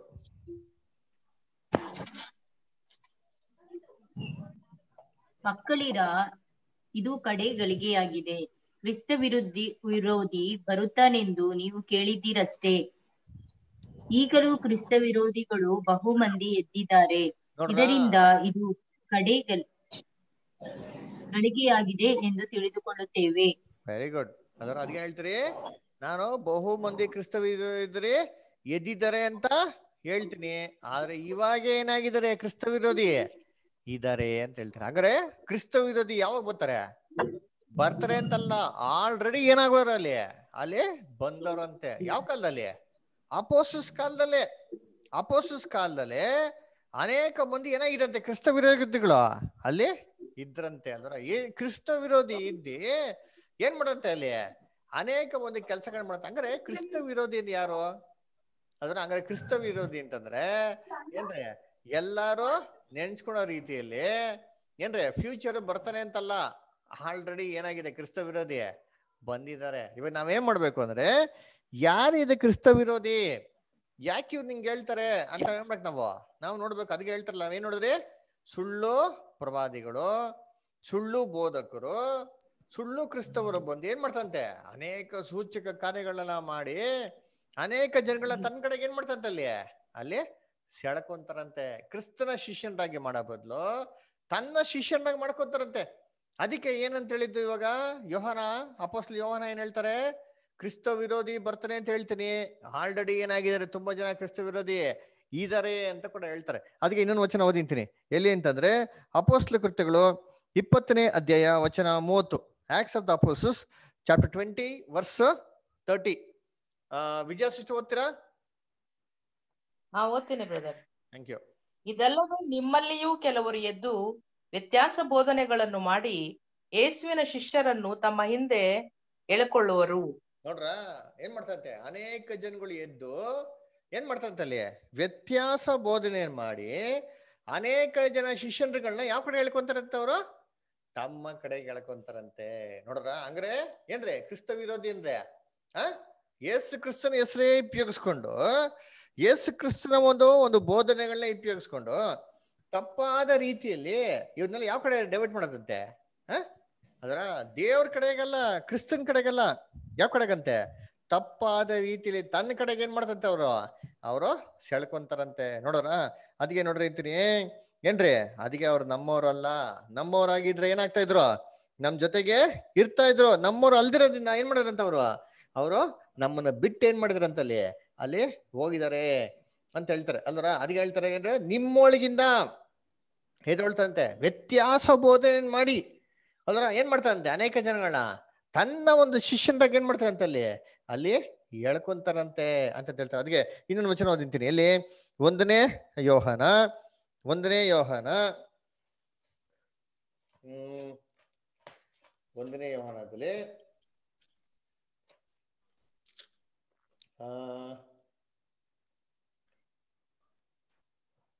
4ನೇ ಅಧ್ಯಾಯ ವಚನ 2ರಿಂದ 3.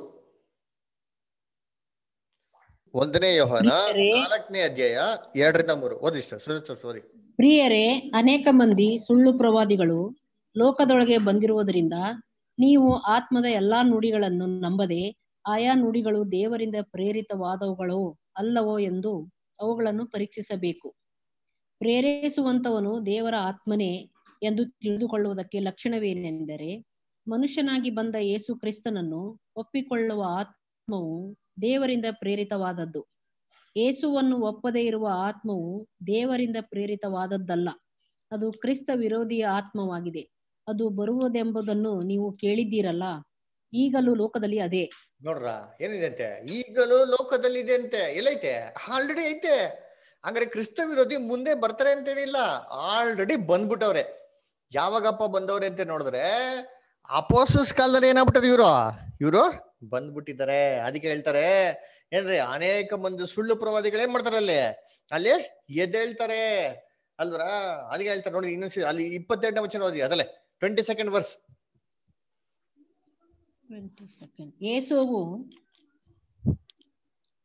ಯೇಸುವು ಕ್ರಿಸ್ತನೆಂದು ನಂಬುವ ಪ್ರತಿಯೊಬ್ಬನು ದೇವರಿಂದ ಹುಟ್ಟಿದವನಾಗಿದ್ದಾನೆ.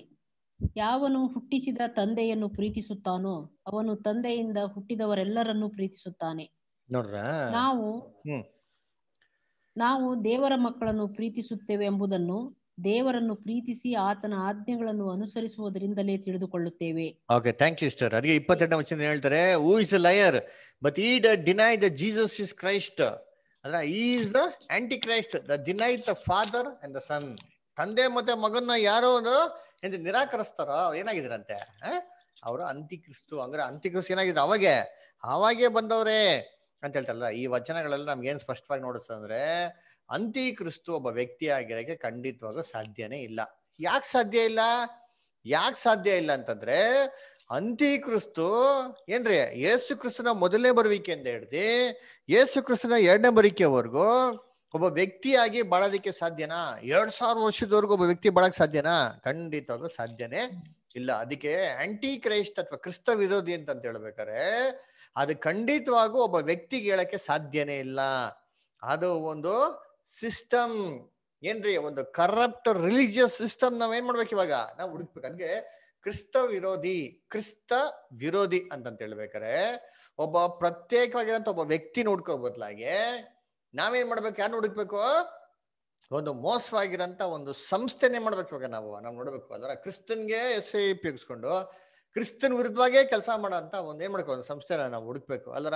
ಅದಕ್ಕೆ ಇವತ್ತು ಸೈತಾನ ಏನ್ ಮಾಡ್ಬಿಡ್ತಾನೆ, ಎಲ್ಲಾ ಕ್ರಿಶ್ಚಿಯನ್ಸ್ಗಳನ್ನ ಮೋಸ ಮಾಡ್ಬಿಡ್ತಾನೆ ಅಲ್ರ. ಏನಂತೆ, ಕ್ರಿಸ್ತ ವಿರೋಧದಿಂದ ಇಬ್ರು ಬರ್ತಾರೆ, ಯಾರಪ್ಪ ಅಂದ್ರೆ ಅಮೆರಿಕ ಪ್ರೆಸಿಡೆಂಟು, ಮುಂದಕ್ಕೆ ಯಾರು ಬರ್ತಾರೋ ಅಮೆರಿಕ ಪ್ರೆಸಿಡೆಂಟ್ ಅವರು, ಇಲ್ಲಾಂದ್ರೆ ಎಂತ ರಷ್ಯಾದಲ್ಲಿರೋಂಥ ಪ್ರೆಸಿಡೆಂಟ್ ವಾಲ್ಡಿಮಾರ್ ಪುತಿನ್ ಅವರು, ಇಲ್ಲಾಂದ್ರೆ ಇನ್ನೊಂದು ದೇಶನೊಬ್ರು ಬರ್ತಾರವ್ರು, ಅವ್ರು ಯಾರಂದ್ರೆ ಅಂತಿಕ್ರಿಸ್ತು, ಅವ್ರಿಗೆ 3 ಕಣ್ಗಳಿರ್ತದೆ ಅಂತ ಏನ್ ಮಾಡ್ತಾರೆ. ಆಮೇಲೆ ಏನ್ರಿ ಅವರು ಎಲ್ಲಾರ ಮೇಲೆ ಏನ್ ಮಾಡ್ತಾರೆ? ಮುದ್ರೆ ಹಾಕ್ತಾರೆ. ಆ ಮುದ್ರೆಯಿಂದ ಯಾವ್ದು ಇವಾಗ ಬಾರ್ ಕೋಡ್ ಮಾಡ್ತಾರಲ್ಲ, 666 ಎಲ್ಲಾ ಐಟಮ್ಗಳಿಗೆ ಕಂಪಲ್ಸರಿ ಇರ್ಬೇಕು, ಬಾರ್ ಕೋಡ್ ಇರ್ಬೇಕು. ಇಲ್ಲ ಬಂದು ಏನ್ ಮಾಡ್ತಾರೆ, ಫ್ಯೂಚರ್ ಅಲ್ಲಿ ಎಲ್ಲಾರ ದೇಹದಲ್ಲಿ ಒಂದ್ ಚಿಪ್ ಹಾಕ್ಬಿಡ್ತಾರೆ, ಒಂದ್ ಟ್ರ್ಯಾಕಿಂಗ್ ಡಿವೈಸ್ ಹಾಕ್ಬಿಡ್ತಾರೆ, ಎಲ್ಲಾರ್ದು ಏನ್ ಮಾಡ್ತಾರೆ? ಟ್ರ್ಯಾಕ್ ಮಾಡ್ತಾರೆ ಅಂತಂದ್ಬಿಟ್ಟು ಅಲ್ವರ. ಅದಕ್ಕೆ ಎಲ್ಲಾರು ಇದನ್ನೇ ಏನ್ ಮಾಡ್ತಾವ್ರೆ? ಎದುರು ನೋಡ್ತಾ ಕೂತ್ಕೊಂಡವ್ರೆ ಅಲ್ವರ. ಅದಕ್ಕೆ ನೋಡ್ಬೇಕು, ಮುಂದಕ್ಕೆ ಎಲ್ಲಾ ಮನುಷ್ಯನು ಟ್ರ್ಯಾಕ್ ಮಾಡ್ಬೇಕು ಅಂತ ಏನ್ ಮಾಡ್ತಾರೆ? ಎಲ್ಲರಿಗೂ ಒಬ್ರಿಗೆ ಒಂದ್ ಚಿಪ್ ಹಾಕ್ಬಿಡ್ತಾರೆ. ಹಂಗ ಚಿಪ್ ಏನ್ರಿ? ಆಂಟಿ ಕ್ರೈಸ್ಟು ಅಂತಂದ್ಬಿಟ್ಟು ಅಲ್ವರ. ಆಮೇಲೆ ಇನ್ ಕೆಲವು ಜನ ಏನ್ರಿ, ಅದ್ಯಾವ್ದೋ ಒಂದು ಡ್ರಿಂಕ್ ಬರ್ತಾರೆ, ಒಂದು ಸ್ಟ್ರಾಂಗ್ ಆಗಿರೋಂಥ ಒಂದು ಪವರ್ ಕೊಡೋಂಥ ಒಂದು ಕೂಲ್ ಡ್ರಿಂಕು. ಆ ಕೂಲ್ ಡ್ರಿಂಕ್ ಮೇಲೆ 3 ಗೆರೆ ಇದೆ ಅಂತೆ. ಆ 3 ಗೆರೆ ಏನಂತ ನೋಡ್ದ ಅಂದ್ರೆ ಕೋಡ್ಗಳು 6666 ಅಂತೆ. ಸೊ 666 ಅದು ಇದೇ ಅಂತ್ಯಕ್ರಿಸ್ತು. ಮಾನ್ಸ್ಟರ್ ಅಂತ ಡ್ರಿಂಕು, ಮೃಗ ಅಂತ ಹೇಳ್ತಾವೆ ಬೈಬಲಲ್ಲಿ, ಹಂಗ ಅದೇ ಮೃಗ, ಅದಕ್ಕೆ ಮಾನ್ಸ್ಟರ್ ಅಂತ ಹೆಸರು ಕೊಟ್ಟವ್ರೆ ಅಂತ ಬಿಟ್ಟದವ್ರ. ಕರ್ತನಲ್ಲಿ ಪ್ರೀತಿ ಅಂತ ಸೋದರಗಳೇ ಯೋಚನೆ ಮಾಡಿ, ಅಪೋಸ್ತಲರ ಕಾಲದಲ್ಲಿ ಯಾವ ಕೋಕೋಲಾ ಕಂಪನಿ ಇತ್ತು, ಯಾವ ಮಾನ್ಸ್ಟರ್ ಅಂತ ಕೂಲ್ ಡ್ರಿಂಕ್ ಕಂಪನಿ ಇತ್ತು? ಅಪೋಸ್ತಲರ ಕಾಲದಲ್ಲಿ ಯಾವ ಟ್ರ್ಯಾಕಿಂಗ್ ಡಿವೈಸ್ ಇತ್ತು, ಯಾವ ಮೆಮೊರಿ ಚಿಪ್ ಇತ್ತು? ಅಪೋಸ್ತಲರ ಕಾಲದಲ್ಲಿ ಯಾವ ಪ್ರೆಸಿಡೆಂಟ್ ಇದ್ರು, ಪ್ರೈಮ್ ಮಿನಿಸ್ಟರ್ ಇದ್ರು? ಯೋಚನೆ ಮಾಡ್ರಿ ಅದರ. ಆ ಕಾಲದಲ್ಲಿ ಅಂತ್ಯಕ್ರಿಸ್ತು ಇದೆ ಅಂತಂದ್ರೆ, ಅಂದ್ರೆ ಈ ಕಾಲದಲ್ಲಿ ಇರೋಂಥ ಅಂತ್ಯಕ್ರಿಸ್ತು ಏನಾಗಿರ್ಬೇಕು? ಅದೇ ತರ ಇರ್ಬೇಕು. ಇವಾಗ ಏನೋ ಸ್ಪೆಷಲ್ ಆಗಿ ಬಂದ್ಬಿಟ್ಟು ಒಂದು ಡಿವೈಸ್ ತಗೊಂಡ್ಬರ್ತಾರೆ, ತಲೆ ಮೇಲೆ ಹಾಕ್ತಾರೆ, ಒಂದು ಬಾರ್ ಕೋಡ್ ಹಾಕ್ತಾರೆ ಅಂತಂದ್ಬಿಟ್ಟು ಇವೆಲ್ಲ ಏನಂದ್ರೆ ಸೇತಾನು ದೇವ್ರ ಮಕ್ಳುಗಳನ್ನ ಕಣ್ಗಳನ್ನ ಮಂಕ್ ಮಾಡಿ ನಿಜವಾದ ಸತ್ಯನ ಅರ್ಥ ಮಾಡ್ಕೊಂಡಿರ ಒಂದು ಸುಳ್ಳಾದ ಸತ್ಯ ಕಡೆಗೆ ಡೈವರ್ಟ್ ಮಾಡಕ್ ಏನ್ ಮಾಡ್ತಾರೆ ಇವೆಲ್ಲ ಯೂಸ್ ಮಾಡಂತ ಒಂದು ಟ್ಯಾಕ್ಟಿಕ್ಸ್. ಅದು ಹೇಳ್ತಿಲ್ಲ ಬೈಬಲ್ ಏನಂತ ನೋಡ್ತೀರಿ, ಈ ಪ್ರಪಂಚದ ದೇವರು ಎಲ್ಲಾರ ಕಣ್ಗಳು ಏನ್ ಮಾಡ್ಬಿಟ್ಟಿದೆ ಅಂತೆ, ಮಂಕ್ ಮಾಡಿದಾನೆ ಅದರ. ಈ ಪ್ರಪಂಚದ ದೇವ್ರಿಗೆ ಹೇಳ್ಕೊಡ್ಬೇಕಾ? ಅವನ ಸತ್ಯನ ಮಾತಾಡ್ತಾನೆ, ಮಾತಾಡೋದಿಲ್ಲ ಏನ್ರಿ ಅವನು ಬರೀ ಸುಳ್ಳೆ ಅದರ. ಅವ್ನು ಸುಳ್ಳಾಡ್ಬೇಕು ಹೆಂಗಾಡ್ತಂತೆ, ಮನ್ಸಾರವಾಗಿ ಇಷ್ಟ ಬಂದ ರೀತಿಯಲ್ಲಿ ಸುಳ್ಳಾಡ್ತಾನೆ ಅಂತಂದ್ರೆ ಅವ್ರನ್ನ ನಾವು ಕಂಡಿಡಿಬೇಕು ಅಂತಂದ್ರೆ, ಆಂಟಿಕ್ರಿಸ್ಟ್ ಕಂಡಿಡಿಬೇಕು ಅಂದ್ರೆ ದೇವ್ರ ಮಕ್ಳು ಸತ್ಯವೇದರ ಪ್ರಕಾರ ಏನ್ ಮಾಡ್ತಾವ ನಾವು ಹುಡುಕ್ಬೇಕು ಅಲ್ರ. ಅದಕ್ಕೆ ನಾವು ಇಷ್ಟು ದಿನ ಬೇಸಿಕ್ ಕ್ಲಾಸ್ ನೋಡಿದ್ರಲ್ಲಿ, ಇಷ್ಟು ದಿನ ನೋಡಿದ್ರೆ ಪಾಠಗಳಲ್ಲಿ ಏನ್ ಮಾಡಿದ್ರಿ, ಎಲ್ಲಾ ಒಂದು ಪ್ರಶ್ನೆಗಳಿಗೆ ಸತ್ಯವೇದ ಮಾಡಿ ಉತ್ತರನ ಹುಡುಕಿದ್ವಿ. ಅದೇ ತರ ಇವತ್ತು ಕೂಡ ಅಂತಿಕ್ರಿಸ್ತು ಅಂತ ಈ ಪದಕ್ಕೆ ಅರ್ಥ ಹುಡುಕ್ಬೇಕಾದ್ರೆ ಸತ್ಯವೇದ ಮಾಡಿ ನಾವು ಹುಡುಕ್ಬೇಕು. ಆಂಟಿ ಕ್ರೈಸ್ಟ್ ಅಂತ ಬೈಬಲ್ ನಲ್ಲಿ ಯೂಸ್ ಮಾಡ್ತಾರೆ. ಡೆಫಿನಿಷನ್ ಏನಕ್ಕೆ ಯೂಸ್ ಮಾಡ್ತಾರೆ ಅಂತಂದ್ರೆ ಏನ್ರಿ, ಅದು ಯಾರಿಗೆ ಕರೆಕ್ಟ್ ಆಗಿ ಯೂಸ್ ಮಾಡ್ತಾರೆ, ಕ್ರಿಸ್ತನ ಹೆಸರು ಉಪಯೋಗಿಸ್ಕೊಂಡು ಕ್ರಿಸ್ತ ವಿರುದ್ಧವಾಗಿ ಮಾಡಂತ ಒಂದು ಕೆಲಸ ಆಗಿರೋಂಥ ಒಂದು ಕರಪ್ಟ್ ರಿಲಿಜಿಯಸ್ ಸಿಸ್ಟಮ್ ಏನ್ ಮಾಡ್ತಾರೆ ಅದನ್ನ ಉಪಯೋಗಿಸ್ತಾರೆ. ಹೆಂಗೆ ಅದು ಯಾವ ತರ ಅಂತಂತಂದ್ರೆ ನೋಡಿ, ಆ ಅಧರ್ಮ ಸ್ವರೂಪನು ಒಬ್ಬ ಮನುಷ್ಯನ್ಗೆ ಏನ್ ಮಾಡ್ತಾರೆ ಅಲ್ಲಿ ಕಂಪೇರ್ ಮಾಡಿ ಅಲ್ಲಿ ಮಾತಾಡ್ತಾರೆ ಅದರ. ಇವಾಗ ಕ್ರಿಸ್ತನು ಕ್ರೈಸ್ಟ್ ಅಂತ ನೋಡಿದೀವಿ ಅದರ. ಯೇಸು ಕ್ರಿಸ್ತನು ಅಂತಂದ್ರೆ ಇವ್ರು ಯಾರೋ ಒಬ್ರೇನಾ? ನಾವು ಬೇಸಿಕ್ ಕ್ಲಾಸಲ್ಲಿ ಓದ್ಬಿಟ್ಟಿದ್ದೀವಿ ಕ್ಲೀನಾಗಿ ಅದರ. ಕ್ರೈಸ್ಟ್ ಅಂದ್ರೆ ಯಾರು ಅಂತಂದ್ರೆ ಹೆಡ್ ಅಂಡ್ ದ ಬಾಡಿ ಅದರ. ಆ ದೇಹಕ್ಕೆ ಶಿರಸ್ ಯಾರು? ನಮ್ಮ ರಕ್ಷಕನು ಒಡೆಯಂತ ಯೇಸು ಪ್ರಭು. ಆ ದೇಹಕ್ಕೆ ಅಂಗವಾಗಿರೋರು ಯಾರು? ಯಾರೆಲ್ಲ ಕ್ರಿಸ್ತ ನಂಬಿಕೆಯಲ್ಲಿ ಸೇರಿ ಕ್ರಿಸ್ತನಲ್ಲಿ ಮರಣದಲ್ಲಿ ಮುಳುಗೋದಿಕ್ಕೆ ಅಂತ ದೀಕ್ಷಾ ಸ್ಥಾನ ತಗೊಂಡಿದ್ದಾರೆ ಅವ್ರು ಏನಾಗಿದ್ರು ಇವಾಗ? ಆ ದೇಹಕ್ಕೆ ಏನಾಗಿದ್ರು ಇವಾಗ? ಒಂದೊಂದು ಅಂಗವಾಗಿ ಏನಾಗಿದ್ದಾರೆ ಅಲ್ಲಿ ಇದ್ದಾರೆ. ಇದಕ್ಕೆ ಶಿರಸ್ ಯಾರು? ಯೇಸು ಕ್ರಿಸ್ತನು. ಅದರ ಕ್ರೈಸ್ಟ್ ಏನಾಗಿದ್ದಾರೆ ಇದ್ಗೆ ಹೆಡ್. ಬಾಡಿ ಮೆಂಬರ್ಸ್ ಯಾರು? ಆ ಒಂದು ದೇವರ ಮಕ್ಕಳು. ಅದರ ಹಂಗ್ರೆ ಯೇಸು ಕ್ರಿಸ್ತು ಅಂತ ಹೇಳ್ಬೇಕಾದ್ರೆ, ಜೀಸಸ್ ದ ಕ್ರೈಸ್ಟ್ ಅಂತ ಹೇಳ್ಬೇಕಾದ್ರೆ ಅವ್ರೊಬ್ಬರೇ ಅಲ್ಲ, ಅದರ ಶಿರಸ್ಸು. ಅದರ ಆಮೇಲೆ ಬಾಡಿ ಮೆಂಬರ್ಸ್ 1,44,000 ಜನ ಮತ್ತೆ ಯೇಸು ಕ್ರಿಸ್ತು ಸೇರ್ಬಿಟ್ಟು ಏನಾಗೋದು ಯೇಸು ಕ್ರಿಸ್ತು ಅಂತ ಆಗೋದು. ಅದಕ್ಕೆ ಸ್ತ್ರೀನ ಸಂತತಿ ಅಂತ ಓದಿರ್ತಾನೆ ಪಾಠ. ಇದೇ ತರ ಆಂಟಿ ಕ್ರೈಸ್ಟ್, ಕ್ರಿಸ್ತ ವಿರೋಧಿ ಅನ್ನೇನೋ ಇದೇ ತರ ಪಕ್ಕ ಒಂದು ಸೆಟಪ್ ನೋಡ್ಬೇಕು. ಆ ಸೆಟಪ್ಗೆ ಏನಿರ್ಬೇಕು? ಒಂದು ಹೆಡ್ ಇರ್ಬೇಕು, ಒಂದು ಬಾಡಿ ಇರ್ಬೇಕು. ಅದ್ರ ನೀನು ಹೆಡ್ ಅಂದ್ರೆ ಬಾಡಿ ಅಂತಂದ್ರೆ ಯೇಸು ಕ್ರಿಸ್ತು ಹೆಂಗ್ ಹೆಡ್ ಆಗಿದಾರೋ ಈ ತರ ಒಬ್ರು ಹೆಡ್ ಏನಾಗಿರ್ಬೇಕು ಇರ್ಬೇಕು. ಇವಾಗ ನಾವೆಲ್ಲ ಏನಾಗಿರಿ ಯೇಸು ಕ್ರಿಸ್ತು ಬಾಡಿ ಮೆಂಬರ್ಸ್ ಆಗಿದಾರೋ ಈ ತರ ಏನ್ರಿ ಈ ಒಂದು ಕರಪ್ಟ್ ರಿಲಿಜಿಯಸ್ ಸಿಸ್ಟಮ್ಗೆ ಒಂದು ಬಾಡಿ ಮೆಂಬರ್ಸ್ ಏನಾಗಿರ್ಬೇಕಲ್ಲಿ ಅಲ್ಲಿ ಇರ್ಬೇಕು ಅಲ್ಲರ. ಸೊ ಅದಕ್ಕೆ ನೋಡ್ಬೇಕ್ರೆ ಇದನ್ನ ಹೇಳ್ಬೇಕಾರೆ ನಾವು ಇದನ್ನ ಹುಡುಕ್ಬೇಕಾರೆ ಏನ್ ಮಾಡ್ಬೇಕು ಅಂತಂದ್ರೆ ಯೇಸು ಕ್ರಿಸ್ತನ ಹೆಸರನ್ನ ಮಿಸ್ರೆಪ್ರೆಸೆಂಟ್ ಮಾಡುವಂತ ಒಂದು ಕರಪ್ಟ್ ಆಗಿರಂತ ರಿಲಿಜಿಯಸ್ ಸಿಸ್ಟಮ್ನ, ಧಾರ್ಮಿಕವಂತ ಒಂದು ಕ್ರೈಸ್ತ ಒಂದು ಮತನ ಏನ್ ಮಾಡ್ಬೇಕು ನಾವು ಹುಡುಕ್ಬೇಕು ಅಲ್ರ. ಅದಕ್ಕೆ ಯೇಸು ಕ್ರಿಸ್ತ ಏನ್ ಮಾಡ್ಬೇಕಾರೆ ಹೇಳ್ತಾರೆ ಅಂದ್ರೆ ಏನ್ರ ಲೋಕದ ಅಂತ್ಯದ ಬಗ್ಗೆ ಸೂಚನೆ ಹೇಳ್ಬೇಕಾರೆ ಏನ್ ಮಾಡ್ತಾರೆ ಮತ್ತೆ 24ನೇ ಅಧ್ಯಾಯದಲ್ಲಿ ಈ ಅಂತ್ಯಕ್ರಿಸ್ತ ಬಗ್ಗೆ ಏನ್ ಮಾಡೋದವ್ರು ಅವರು ಹೇಳೋದು. ಇದನ್ನ ಕ್ಲಿಯರ್ ಆಗಿ ಡೀಟೇಲ್ ಆಗಿ ಅಪೊಸ್ತಲ ಪೌಲ್ ನಮ್ಗೆ ಏನ್ ಮಾಡ್ತಾರೆ ಅಂತಂದ್ರೆ ಏನ್ರಿ ಥೆಸಲೋನಿಕ ಬರುವಿಕೆ ಪತ್ರಿಕೆದಲ್ಲಿ ಏನ್ ಮಾಡ್ತಾರೆ ಅದನ್ನ ಕ್ಲೀನ್ ಆಗಿ ಬರೀತಾರೆ. ಅದ್ರ ಅದಕ್ಕೆ ನಮ್ಗೆಲ್ಲ ಚೆನ್ನಾಗ್ ಗೊತ್ತು. ಏನ್ರಿ ಥೆಸಲೋನಿಕಗೆ ಬರೆಯುವಂತ ಪತ್ರದಲ್ಲಿ ಅಪೊಸ್ತಲ ಪೌಲು 2 ಪತ್ರಿಕೆಗಳನ್ನ ಬರೀತಾರೆ. ಫಸ್ಟ್ ಲೆಟರ್ ಬರೀತಾರೆ, ಆಮೇಲೆ ಸೆಕೆಂಡ್ ಲೆಟರ್ ಬರೀತಾರೆ. ಏನಕ್ಕೆ 2 ಪತ್ರ ಬರೆದ್ರು? 2 ಪತ್ರ ಬರೆಯಂತ ಅವಶ್ಯಕತೆ ಏನಾಗಿತ್ತು ಅಂತ ಏನ್ ಮಾಡಕ್ ನಾವು ಓದ್ಬೇಕು. ಮೊದಲನೇ ಥೆಸಲೋನಿಕ ಅಲ್ಲಿ ಆ ಪತ್ರದಲ್ಲಿ ಬರಿಬೇಕಾರೆ ಅವ್ರೇನ್ ಮಾಡ್ತಾರೆ, ಸಭೆಗೆ ತುಂಬಾ ಪ್ರೋತ್ಸಾಹ ಕೊಟ್ಬಿಟ್ಟು ಏನಂತ ಎಂಕರೇಜ್ ಮಾಡ್ತಾರೆ ಅಂದ್ರೆ ಏನ್ರಿ ಯೇಸು ಕ್ರಿಸ್ತನ 2ನೇ ಬರಿಕೆವರೆಗೂ ನಾವೆಲ್ಲ ಏನ್ ಮಾಡ್ಕೊಳ್ಬೇಕು, ಕಾಯ್ಕೊಂಡಿರ್ಬೇಕು. ಯಾಕಂದ್ರೆ ಯೇಸು ಕ್ರಿಸ್ತನ 2ನೇ ಬರುವಿಕೆಯಲ್ಲಿ ನಮ್ಗೆಲ್ಲ ಏನಾಗ್ತಾರೆ, ಒಂದು ಪುರಸ್ಕಾರ ಸಿಗ್ತದೆ. ಕ್ರಿಸ್ತನೊಂದಿಗೆ ನಾವೇನಾಗ್ತೀರಿ ಹಂಗೆ ಒಯ್ಯಲ್ಪಡ್ತವೆ. ಇನ್ಮೇಲೆ ಏನಂತಾರೆ ಮೇಘರೂಢನಾಗಿ ಅವ್ರ ಜೊತೆಗೆ ಏನಾಗ್ತೀವಿ ನಾವು ಆಳ್ವಿಕೆ ಮಾಡ್ತೀವಿ ಅಂತ ಅಂದ್ಬಿಟ್ಟು, ಸತ್ತವರೆಲ್ಲ ಪುನರ್ತನಾಗಿ ಬರ್ತಾರೆ ಅಂತ ಅಂದ್ಬಿಟ್ಟು ಈ ಒಂದು ನಂಬಿಕೆ ಏನ್ ಮಾಡ್ತಾರೆ ಅಪೊಸ್ತಲ ಪೌಲು ಸಭೆಗೆ ಏನ್ ಮಾಡ್ತಾರೆ ಅಲ್ಲಿ ಕೊಡ್ತಾರೆ. ಅದನ್ನ ಓದನ್ನ ನೋಡಿದ್ದೀನಿ. 1ನೇ ಥೆಸಲೋನಿಕ 4ನೇ ಅಧ್ಯಾಯ 16ರಿಂದ 17. 1ನೇ ಥೆಸಲೋನಿಕ 4ನೇ ಅಧ್ಯಾಯ 16ರಿಂದ 17. ಪ್ರಧಾನ ದೂತನ ಶಬ್ದದೊಡನೆಯೂ ದೇವರ ತುತ್ತೂರಿ ಧ್ವನಿಯೊಡನೆಯೂ ಆಕಾಶದಿಂದ ಇಳಿದು ಬರುವನು. ಆಗ ಕ್ರಿಸ್ತನಲ್ಲಿರುವ ಸತ್ತವರು ಮೊದಲು ಎದ್ದು ಬರುವರು. ಆಮೇಲೆ ಜೀವದಿಂದ ಉಳಿದಿರುವ ಆಗ ಕ್ರಿಸ್ತನಲ್ಲಿ ಸತ್ತವರು ಮೊದಲು ಎದ್ದು ಬರುವರು. ಆಮೇಲೆ ಜೀವದಿಂದ ಉಳಿದಿರಂತ ನಾವು ಎದ್ದು ಬರುವರು. ಆಮೇಲೆ ಜೀವದಿಂದ ಉಳಿದಿರುವ ನಾವು ಅಂತರಿಕ್ಷದಲ್ಲಿ ಕರ್ತನನ್ನು ಎದುರುಗೊಳ್ಳುವುದಕ್ಕಾಗಿ ಅವರ ಸಂಗಡಲೇ ಮೇಘ ವಾಹನರಾಗಿ ಪಕ್ಕನೆ ಒಯ್ಯಲ್ಪಡುವೆವು. ಹೀಗಾಗಿ ನಾವು ಸದಾಕಾಲವು ಕರ್ತನ ಜೊತೆಯಲ್ಲಿರುವೆವು. ಆದ ಕಾರಣ ಈ ಮಾತುಗಳಿಂದ ಒಬ್ಬರನ್ನೊಬ್ಬರು ಸಂತೈಸಿಸಿರಿ. ಸಹೋದರರೇ, ಈ ಸಂಗತಿಗಳು ನಡೆಯಬೇಕಾದ ಕಾಲಗಳನ್ನು ಗಳಿಗೆಗಳನ್ನು ಕುರಿತು ನಿಮಗೆ ಬರೆಯುವುದು ಅವಶ್ಯವಿಲ್ಲ. ರಾತ್ರಿ ಕಾಲದಲ್ಲಿ ಕಳ್ಳನು ಹೇಗೆ ಬರುತ್ತಾನೋ ಹಾಗೆಯೇ ಕರ್ತನ ದಿನವು ಬರುವುದೆಂದು ನೀವೇ ಚೆನ್ನಾಗಿ ತಿಳಿದಿದ್ದೀರಲ್ಲ. ಸಮಾಧಾನವಾಗಿಯೂ ನಿರ್ಭಯವಾಗಿಯೂ ಅದರ ಸೊ ಆ ದಿನದ ಬಗ್ಗೆ ನಿಮ್ಗೆ ಹೇಳೋಂತ ಅವಶ್ಯಕತೆ ಇಲ್ಲ. ಯಾಕಂದ್ರೆ ಆ ದಿನ ಹೆಂಗ್ ಬರ್ತಂತೆ, ಕಳ್ಳನಾಗಿ ಲೋಕದ ಮೇಲೆ ಬರ್ತದೆ. ಆ ದಿನದ ಬಗ್ಗೆ ನೀವು ಗೊತ್ತಿಲ್ದಿರೋ ಮಕ್ಳುಗಳ ತರ ಅಲ್ಲ, ನಿಮ್ಗೆ ಚೆನ್ನಾಗ ದಿನದ ಬಗ್ಗೆ ಏನಾಗಿದೆ ಗೊತ್ತಿದೆ ಅಂತ ಹೇಳ್ತಾರೆ. ಇದನ್ನ ಹೇಳ್ಬಿಟ್ಟು ಏನ್ ಮಾಡ್ತಾರೆ ಅಂತಂದ್ರೆ ನೆಕ್ಸ್ಟ್ 2ನೇ ಥೆಸಲೋನಿಕ ಪತ್ರಿಕೆ ಬರೆಯೋದು. ಯಾಕಪ್ಪ ಬರೆದ್ರು? ಫಸ್ಟ್ ಒಂದು ಲೆಟರ್ ಬರೆದ್ಮೇಲೆ ಸೆಕೆಂಡ್ ಲೆಟರ್ ಹೇಗೆ ಬರೆದ್ರು ಅಂತ ನೋಡ್ಬೇಕಾರೆ ಏನಾಗಿದೆ ಕೇಳಿಸ್ತಿದ್ಯಾ ಎಲ್ಲರಿಗೂ ಇವಾಗ ನಾನು ಮಾತಾಡೋದು?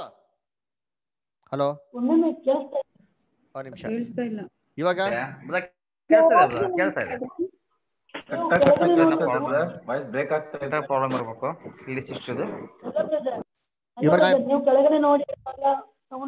ಓಕೆ ಇವಾಗ ಕೇಳಿಸ್ತಿದ್ಯಾ? ಓಕೆ ಓಕೆ ಇವಾಗ ಕೇಳಿಸ್ತಿಲ್ಲ, ಕೇಳಿಸ್ಕೊಳ್ರಿ. Okay, thank you. ಸರಿ, ಅದಕ್ಕೆ ನೋಡ್ಬೇಕಾರೆ ಫಸ್ಟ್ ಥೆಸಲೋನಿಕದಲ್ಲಿ ಏನ್ ಮಾಡ್ತಾರೆ, ಈ ತರ ಬರ್ದಿದ್ಮೇಲೆ ಆ ಸಭೆಯಲ್ಲಿ ಏನಪ್ಪಾ ಆಯ್ತು ಅಂದ್ರೆ ಭಯಂಕರವಾಗಿ ಡಿಸ್ಟರ್ಬೆನ್ಸ್ ಆಗ್ಬಿಡ್ತು. ಏನ್ ಡಿಸ್ಟರ್ಬೆನ್ಸ್ ಆಗ್ಬಿಡ್ತು ಅಂದ್ರೆ ಅನೇಕ ಜನಗಳು ಆಲ್ರೆಡಿ ಯೇಸು ಕ್ರಿಸ್ತ 2ನೇ ಬರುವಿಕೆಯಲ್ಲಿ ಬಂದ್ಬಿಟ್ಟವ್ರೆ ಅಂತ ಮಾಡಿದ್ರು ಹೇಳಕ್ಕೆ ಶುರು ಮಾಡಿದ್ರು.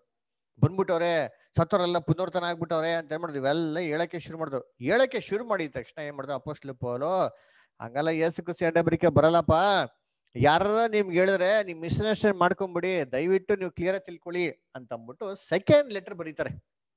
ಅದಕ್ಕೆ ಸೆಕೆಂಡ್ ಲೆಟರ್ ಬರಿಬೇಕಾರೆ ಅಪೊಸ್ತಲ ಪೌಲ್ ಏನಂತ ಬರೀತಾರೆ ನೋಡಿ, second Thessalonians second chapter verses 1 ಇಂದ ನೀವೇನ್ ಮಾಡಿ ನೀವು ಓದ್ಕೊಂಬನಿ. Second Thessalonians second chapter verse 1 ಓದಿಬೇಕಾದ್ರೆ ನೋಡಿ ನೋಡೋಣ ಹೆಂಗ್ ಕೊಟ್ಟಿದ್ದಾರೆ. ಸಹೋದರರೇ, ನಮ್ಮ ಕರ್ತನಾದ ಯೇಸು ಕ್ರಿಸ್ತನ ಪ್ರತ್ಯಕ್ಷತೆಯು ವಿಷಯವಾಗಿಯೂ ನಾವು ಆತನ ಬಳಿಯಲ್ಲಿ ಕೂಡಿಕೊಳ್ಳುವುದರ ವಿಷಯವಾಗಿಯೂ ನಿಮ್ಮನ್ನು ಬೇಡಿಕೊಳ್ಳುವುದೇನೆಂದರೆ, ನೋಡ್ರ, ನಾವು ಅವ್ರ ಜೊತೆಗೆ ಕೂಡಿಕೊಳ್ಳೋದ್ ಬಗ್ಗೆ, ಕರ್ತನು ಪ್ರತ್ಯಕ್ಷತೆ ಆಗೋದು, ನಾವು ಅವ್ರ ಜೊತೆಗೆ ಕೂಡಿಕೊಳ್ಳೋದ್ ಬಗ್ಗೆ ನಿಮ್ಗೆ ಏನಪ್ಪಾ ಹೇಳ್ತೀನಿ ಅಂತಂದ್ರೆ, ಇವಾಗ ಓದಿ ಮುಂದಕ್ಕೆ. ಕರ್ತನ ದಿನವು ಈಗಲೇ ಹತ್ತಿರವಾಯಿತೆಂಬುದಾಗಿ ದೇವರಾತ್ಮ ಪ್ರೇರಿತವಾದ ನುಡಿ ಇದೆ ಎಂದಾಗಲಿ, ಪೌಲನು ಹಾಗೆ ಹೇಳಿದನೆಂದಾಗಲಿ, ಪೌಲನು ಹಾಗೆ ಬರೆದನೆಂದಾಗಲಿ ಯಾರಾದರೂ ಹೇಳಿದರೂ ನೀವು ಬೇಗನೆ ಬುದ್ಧಿಗೆಟ್ಟು ಚಂಚಲರಾಗಿ ಕಳವಳ ಪಡಬೇಡಿರಿ.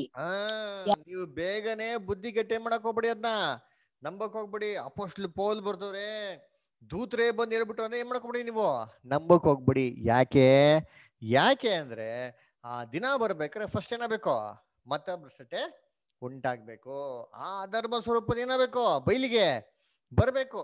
ಬಂದ್ಬಿಟ್ಟು ಅವ್ನ ಏನ್ ಮಾಡ್ಬೇಕು, ಅದನ್ನ ಏನ್ ಮಾಡ್ತಾರೆ ಇವಾಗ ಡೀಟೇಲ್ ಆಗಿ ಎಕ್ಸ್ಪ್ಲೇನ್ ಮಾಡ್ತಾರೆ. ಅಪೊಸ್ತಲ ಪೌಲ್ ಬರೋಂತ ಉದ್ದೇಶ ಏನು ಅಂತಂದ್ರೆ, ಕ್ರೈಸ್ಟ್ ಸೆಕೆಂಡ್ ಕಮಿಂಗು ಯಾರೊಬ್ರು ನಂಬ್ತಾರೆ ಅಂದ್ರೆ ಅದಕ್ಕಿಂತ ಮುಂಚೆ ಅಂತಿ ಕ್ರಿಸ್ತು ಬಗ್ಗೆ ಫುಲ್ ಡೀಟೇಲ್ ಏನಾಗಿರ್ಬೇಕು, ಅಲ್ಲಿ ಪಿಕ್ಚರ್ ಬಂದಿರ್ಬೇಕು, ಅಂತಿ ಕ್ರಿಸ್ತು ಬಂದಿರ್ಬೇಕು. ಇಲ್ದಿರ ಇದ್ರೆ ಕ್ರೈಸ್ಟ್ ಸೆಕೆಂಡ್ ಬರೋಕ್ಕೆ ಸಾಧ್ಯನೇ ಇಲ್ಲ ಅಂತ ಅಂದ್ಬಿಟ್ಟು ಈ ಕಾರಣದಿಂದಾನೆ ಸೆಕೆಂಡ್ ಲೆಟರ್ ಏನ್ ಮಾಡಿದವರು ಬರೆದ್ಬಿಟ್ಟು ಆಂಟಿ ಕ್ರೈಸ್ಟ್ ಬಗ್ಗೆ ಫುಲ್ ಸ್ಟಡಿ ಮಾಡ್ಬಿಟ್ಟು ಅದ್ರ ಬಗ್ಗೆ ಫುಲ್ ಡೀಟೇಲ್ ಏನ್ ಮಾಡ್ತಾರೆ, ನಮ್ಗೆ ಇನ್ಫಾರ್ಮೇಶನ್ ಕೊಡ್ತಾರೆ. ಅದಕ್ಕೆ ಏನಂತ ಇನ್ಫಾರ್ಮೇಶನ್ ಕೊಡ್ತಾರೆ ಇವಾಗ ಓದಿಂತೀನಿ. ಎಲ್ಲಿ ಹಂಗೆ ಥೆಸಲೋನಿಕದಲ್ಲಿ 2ನೇ ಅಧ್ಯಾಯದಲ್ಲಿ ಮುಂದಕ್ಕೆ ಓದಿ ಇಷ್ಟ ನೋಡೋಣ ಅಂತೀನಿ. ಯಾರು ಯಾವ ವಿಧದಲ್ಲಿಯೂ ನಿಮ್ಮನ್ನು ಮೋಸಗೊಳಿಸದಂತೆ ನೋಡಿಕೊಳ್ಳಿರಿ. ಯಾಕೆಂದರೆ ಮೊದಲು ಮತಭ್ರಷ್ಟತೆಯು ಉಂಟಾಗಿ ಅಧರ್ಮ ಸ್ವರೂಪನು ಬಯಲಿಗೆ ಬಂದ ಹೊರತು ಆ ದಿನವು ಬರುವುದಿಲ್ಲ. ಯಾವುದು ದೇವರೆನಿಸಿಕೊಳ್ಳುತ್ತದೋ, ಯಾವುದು ಪೂಜೆ ಹೊಂದುತ್ತದೋ ಅದನ್ನೆಲ್ಲ ನಾಶನಕ್ಕೆ ಅಧೀನನಾದ ಆ ಪುರುಷನು ಎದುರಿಸಿ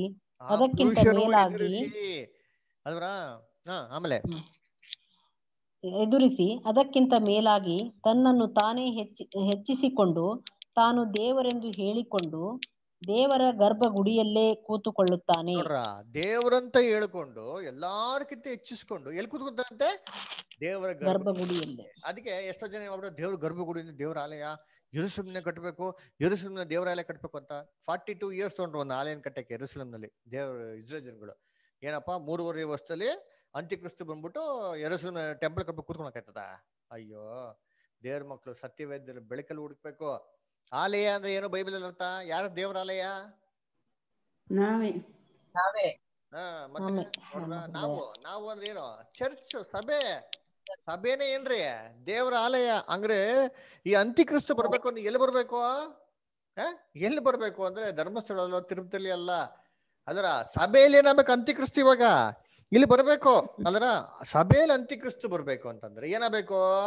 ಅಲ್ಲಿ ಏನ್ ಹೇಳ್ತಾರಲ್ಲಿ, ಏನಾಗಬೇಕಂತೆ, ಮೊದಲು ಮತಭ್ರಷ್ಟತೆ ಉಂಟಾಗದೆ ಆ ಅಧರ್ಮನೋ ಸ್ವರೂಪನೋ ಬಯಲಿಗೆ ಬಂದೇ ಹೊರತು ಆ ದಿನ ಬರೋದಕ್ಕೇನಿಲ್ಲ, ಸಾಧ್ಯನೇ ಇಲ್ಲ ಅಂತ ಅಂದ್ರೆ ಫಸ್ಟ್ ಏನಾಗ್ಬೇಕು ಅಂತಂದ್ರೆ ಏನ್ರಿ, ಆ ಅಂತ್ಯಕ್ರಿಸ್ತು ಬಯಲಿಗೆ ಬರ್ಬೇಕು ಅಂದ್ರೆ ಮತಭ್ರಷ್ಟತೆ ಏನಾಗಬೇಕು, ಉಂಟಾಗಬೇಕು. ಏನಿದು ಮತಭ್ರಷ್ಟತೆ ಉಂಟಾಗ್ಬೇಕು ಅಂದ್ರೆ ಏನರ್ಥ ಅಂದ್ರೆ, ಮತ, ಧರ್ಮ, ವಿಶ್ವಾಸ, ನಂಬಿಕೆ. ಅದರ ಕ್ರೈಸ್ತರಿಗೆ ಏನಿದೆ, ಒಂದು ನಂಬಿಕೆ ಕೊಟ್ಟಿದ್ರು. ಫಸ್ಟ್ ಆಫ್ ಆಲ್ ಸಭೆ ಏನಾಗಬೇಕು, ಆ ನಂಬಿಕೆಯಿಂದ ಭ್ರಷ್ಟರಾಗ್ಬೇಕು. ಅಲ್ದ್ರ ಅದೇನಾಗಬೇಕು, ಆ ನಂಬಿಕೆ ಹಾಳಾಗ್ಬೇಕು, ಸ್ಪಾಯ್ಲ್ ಆಗ್ಬೇಕು. ಅದು ಸ್ಪಾಯ್ಲ್ ಆಗ್ಬೇಕು ಅಂತಂದ್ರೆ ಸಭೆಯೊಳಗೆ ಏನಾಗಬೇಕು, ದುರ್ಬೋಧನೆಗಳೇನಾಗಬೇಕು, ಬರಬೇಕು. ನೋಡ್ರ, ಅದು ಬಂದ್ರೇನೆ ಆವಾಗ ಅಧರ್ಮ ಸ್ವರೂಪ ಏನಾಗ್ತದೆ, ಬಯಲಿಗೆ ಬರ್ತಾನಂತೆ. ಅಲ್ದ್ರ ಆವಾಗ ಆಂಟಿ ಕ್ರೈಸ್ಟ್ ಫುಲ್ ಬಯಲಿಗೆ ಬರೋದು. ಅಂದ್ರೆ ಏನು, ಅಲ್ಲಿವರೆಗೂ ಏನ್ ಮೀನಿಂಗು, ಅಲ್ಲಿವರೆಗೂ ಅವ್ನು ಗುಪ್ತವಾಗಿ ಏನ್ ಮಾಡ್ತಾ ಇರ್ತಾನೆ, ಕೆಲಸ ಮಾಡ್ತಾ ಇರ್ತಾರಂತೆ. ಬೇಕಾದ್ರೆ ಓದಿ ಇವಾಗ 2ನೇ ಥೆಸಲೋನಿಕ 2ನೇ ಅಧ್ಯಾಯದಲ್ಲಿ ನೀವು ಮುಂದಕ್ಕೆ ಓದಿ ಅಂತೀನಿ. 4ನೇ ವಚನ ಹಂಗೆ ಓದ್ಕೊಂಬಂದಿ ನೋಡೋಣ.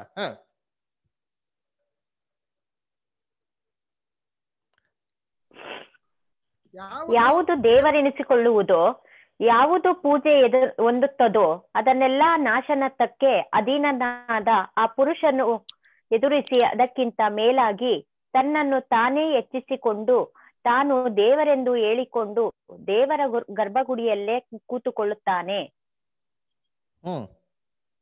ಕಂಟಿನ್ಯೂ. ನಾನು ನಿಮ್ಮ ಸಂಗಡ ಇದ್ದಾಗ ಈ ಸಂಗತಿಗಳನ್ನು ಹೇಳಿದ್ದು ಜ್ಞಾಪಕವಿಲ್ಲವೋ? ಇದಲ್ಲದೆ ಆ ಮನುಷ್ಯನು ನೇಮಕವಾದ ಸಮಯದಲ್ಲೇ ಹೊರತು ಬಯಲಿಗೆ ಬರುವುದಕ್ಕೆ ಏನು ಅಡ್ಡಿ ಮಾಡುತ್ತದೋ ಅದು ನಿಮಗೆ ತಿಳಿದೇ ಇದೆ. ಅಧರ್ಮವು ಈಗಲೂ ಗುಪ್ತವಾಗಿ ತನ್ನ ಕಾರ್ಯವನ್ನು ಸಾಧಿಸುತ್ತದೆ. ಆದರೆ ಅಧರ್ಮವು ಈಗಲೇ ಗುಪ್ತವಾಗಿ ಏನ್ ಮಾಡ್ತದಂತೆ? ಕಾರ್ಯವನ್ನು ಅಂದ್ರೆ ಏನ್ ಮೀನಿಂಗ್? ಅಂತ್ಯಕ್ರಿಸ್ತು ಅವಾಗೆ ಸೀಕ್ರೆಟ್ ಆಗಿ ಒಂದ್ ಕೆಲಸ ಮಾಡ್ತಾರಂತೆ ನೋಡ್ರಿ. ಸೀಕ್ರೆಟ್ ಆಗಿ anti Christ system apostle Paul ಇರ್ಬೇಕಾದ್ರೆ ಕೆಲಸ ಮಾಡ್ತಾ ಇತ್ತಂತೆ. ಅಂದ್ರೆ ಅದು ಬಯಲಿಗೆ ಬರೋದಕ್ಕೆ ಏನೋ ಒಂದು ಅಡಚಣೆ ಐತಂತೆ. ಕಂಪ್ಲೀಟ್ ಆಗಿ ಓಪನ್ ಆಗಿ ರಿವೀಲ್ ಮಾಡಿ ಧೈರ್ಯವಾಗಿ ಕೆಲಸ ಮಾಡಕ್ಕೆ. ಅಂದ್ರೆ ಏನಾಗಿತ್ತು, ಏನ್ ಅಡಚಣೆ ಮಾಡ್ತಾ ಇತ್ತು, ಅಂದ್ರೆ ಏನ್ ಗುಪ್ತವಾಗಿ ಕೆಲಸ ಮಾಡ್ತಾ ಇತ್ತು? ಇದನ್ನ ಅಪೋಸ್ಟಲ್ ಪೌಲ್ ನಮ್ಗೆ ಅಪೋಸ್ಟಲ್ ಕೃತ್ಯಗಳಲ್ಲಿ ಡೀಟೇಲ್ ಆಗಿ ಹೇಳ್ತಾರೆ. ಬಂದಿದ್ದೀನಿ ಅಪೋಸ್ಟಲ್ ಕೃತ್ಯಗಳು 20ನೇ ಅಧ್ಯಾಯಕ್ಕೆ ಬನ್ರಿ. Acts of the apostles chapter 20 ಬರೋಣ ಅಲ್ವರ? ನಿರ್ಮಲಾ ಸಿಸ್ಟರ್ ಓದ್ತೀರಾ? ಅಪೋಸ್ಟಲ್ ಕೃತ್ಯಗಳು 20ನೇ ಅಧ್ಯಾಯದಲ್ಲಿ 29ನೇ ವಚನ ಮತ್ತೆ 30ನೇ ವಚನ.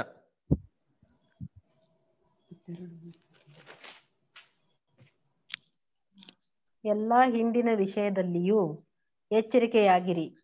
ನಾನು ಹೋದ ಮೇಲೆ ಕ್ರೂರವಾದ ತೋಳಗಳು ನಿಮ್ಮೊಳಗೆ ಬರುವವೆಂದು ನಾನು ಬಲ್ಲೆನು. ಅವು ಹಿಂಡನ್ನು ಏನ್ ಮಾಡ್ತಾರಂತೆ? ನಾನು ಹೋದ ಮೇಲೆ ಕ್ರೂರವಾದಂತ ತೋಳಗಳು ಎಲ್ಲಿ ಬರ್ತಾರಂತೆ? ಹಿಂಡಲ್ಲಿ ಬರ್ತಾರಂತೆ ಅಲ್ವರ? ಹಂಗಾರೇನು? ಹಂಗಾರೆ ಅಪೋಸ್ಟಲ್ ಪೌಲ್ ಇರ್ಬೇಕಾದ್ರೆ ಆಡಿ ಏನಾಗವೆ ತೋಳಗಳು ಕೆಲಸ ಮಾಡಕ್ಕೆ ಶುರು ಮಾಡ್ಕೊಂಬಿಟ್ಟೈತೆ.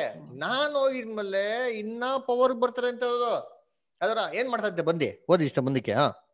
ಅವು ಹಿಂಡನ್ನು ಕನಿಕರಿಸುವುದಿಲ್ಲ. ಕನಿಕರಿಸೋದಿಲ್ವಂತೆ. ಇದಲ್ಲದೆ ನಿಮ್ಮಲ್ಲಿಯೂ ಕೆಲವರು ಎದ್ದು ವ್ಯತ್ಯಾಸ ಬೋಧನೆಗಳನ್ನು ಮಾಡಿ ಯೇಸುವಿನ ಶಿಷ್ಯರನ್ನು ತಮ್ಮ ಹಿಂದೆ ಎಳೆದುಕೊಳ್ಳುವರು. ನೋಡ್ರ ಏನ್ ಮಾಡ್ತಾರಂತ ಅವ್ರು? ಯೇಸುವಿನ ಶಿಷ್ಯರುಗಳನ್ನ ತಮ್ಮ ಕಡೆಗೆ ಏನ್ ಮಾಡ್ತಾರಂತ ಅಲ್ಲಿ ಹೇಳ್ಕೊಂತಾರಂತೆ. ನೋಡ್ರ ಅದಕ್ಕೆ ನೋಡ್ಬೇಕಾರೆ ಏನ್ರಿ ಮಾಡ್ತಾರೆ ಅಂತಂದ್ರೆ ಏನ್ರಿ ಅನೇಕ ಜನಗಳು ತಮ್ಮ ಒಳಗಿಂದನೇ ಏನ್ ಮಾಡ್ತಾರಂತಲ್ಲಿ ಅದೇ ಎದೊಳ್ತಾರಂತೆ. ಹೆಂಗಪ್ಪ ಎದೊಳ್ತಾರ? ಅವ್ರು ಯಾರಪ್ಪ ಅವರು ಅಂತಂತಂದ್ರೆ ನೋಡಕ್ ಹೆಂಗಿರ್ತಾರೆ ಅಂತಂದ್ರೆ ಏನ್ರಿ ಆಕ್ಚುಲಿ ಅವಳ ತೋಳಗಳು. ಅದೇ ಯಾವ ವೇಷದಲ್ಲಿ ಇರ್ತಾರಂತಲ್ಲಿ? ಕುರಿ ವೇಷದಲ್ಲಿ ಇಟ್ಕೊಂತಾರಂತೆ. ಅಂದ್ರೆ ಅದಕ್ಕೆ ತೋಳಗಳು ಕುರಿ ವೇಷದಲ್ಲಿ ಇಟ್ಕೊಂಡು ಏನ್ ಮಾಡ್ತಾರಂತಲ್ಲಿ ಅಲ್ಲಿ ಕೆಲ್ಸಗಳನ್ನ ಮಾಡಿ ಅನೇಕ ಜನಗಳನ್ನ ತಮ್ಮ ಕಡೆಗೆ ಏನ್ ಮಾಡ್ತಾರಂತಲ್ಲಿ ಅಲ್ಲಿ ಸೆಳ್ಕೊಂತಾರಂತೆ. ಮುಂದಕ್ಕೆ ಓದಿ ನೆಕ್ಸ್ಟ್ ಆಮೇಲೆ ಹಂಗೆ ಓದಿ. ಆದ ಕಾರಣ ನಾನು ಕಣ್ಣೀರುರಿಸುತ್ತಾ 3 ವರ್ಷ ಹಗಲಿರುಳು ಎಡೆಬಿಡದೆ ಪ್ರತಿಯೊಬ್ಬನಿಗೆ ಬುದ್ಧಿ ಹೇಳಿದೆನೆಂದು ನೀವು ಜ್ಞಾಪಕ ಮಾಡಿಕೊಂಡು ಎಚ್ಚರವಾಗಿರಿ. ನಾನೀಗ ನಿಮ್ಮನ್ನು ಕರ್ತನಿಗೂ ಆತನ ಕೃಪಾ ವಾಕ್ಯಕ್ಕೂ ಒಪ್ಪಿಸಿಕೊಡುತ್ತೇನೆ. ಆತನು ನಿಮ್ಮಲ್ಲಿ ಭಕ್ತಿ ವೃದ್ಧಿಯನ್ನುಂಟು ಮಾಡುವುದಕ್ಕೂ ಪವಿತ್ರರಾದವರೆಲ್ಲರಲ್ಲಿ ನಿಮಗೆ ಹಕ್ಕನ್ನು ಅನುಗ್ರಹಿಸುವುದಕ್ಕೂ ಶಕ್ತನಾಗಿದ್ದಾನೆ. ನೋಡ್ರ ಅದಕ್ಕೆ ಹೇಳ್ತಾರೆ ಏನಂತಾರೆ? ನಾನು ಕಣ್ಣೀರ್ ಸುರಿಸಿ ನಿಮ್ಗೆ ಏನ್ ಮಾಡಿದೀನಿ ಹೇಳಿದೀನಿ ಹೇಳ್ತಾರೆ. ಇವಾಗ ಬಂದಿರ್ತೀನಿ ಅಲ್ಲಿ 1ನೇ ಯೋಹಾನ 2ನೇ ಅಧ್ಯಾಯ 18 ಮತ್ತೆ 19. ನಿರ್ವಾಸಿಷ್ಟು ಓದ್ತೀರಾ? 1 ಜಾನ್ 2nd ಚಾಪ್ಟರ್ 18 ಮತ್ತೆ 19.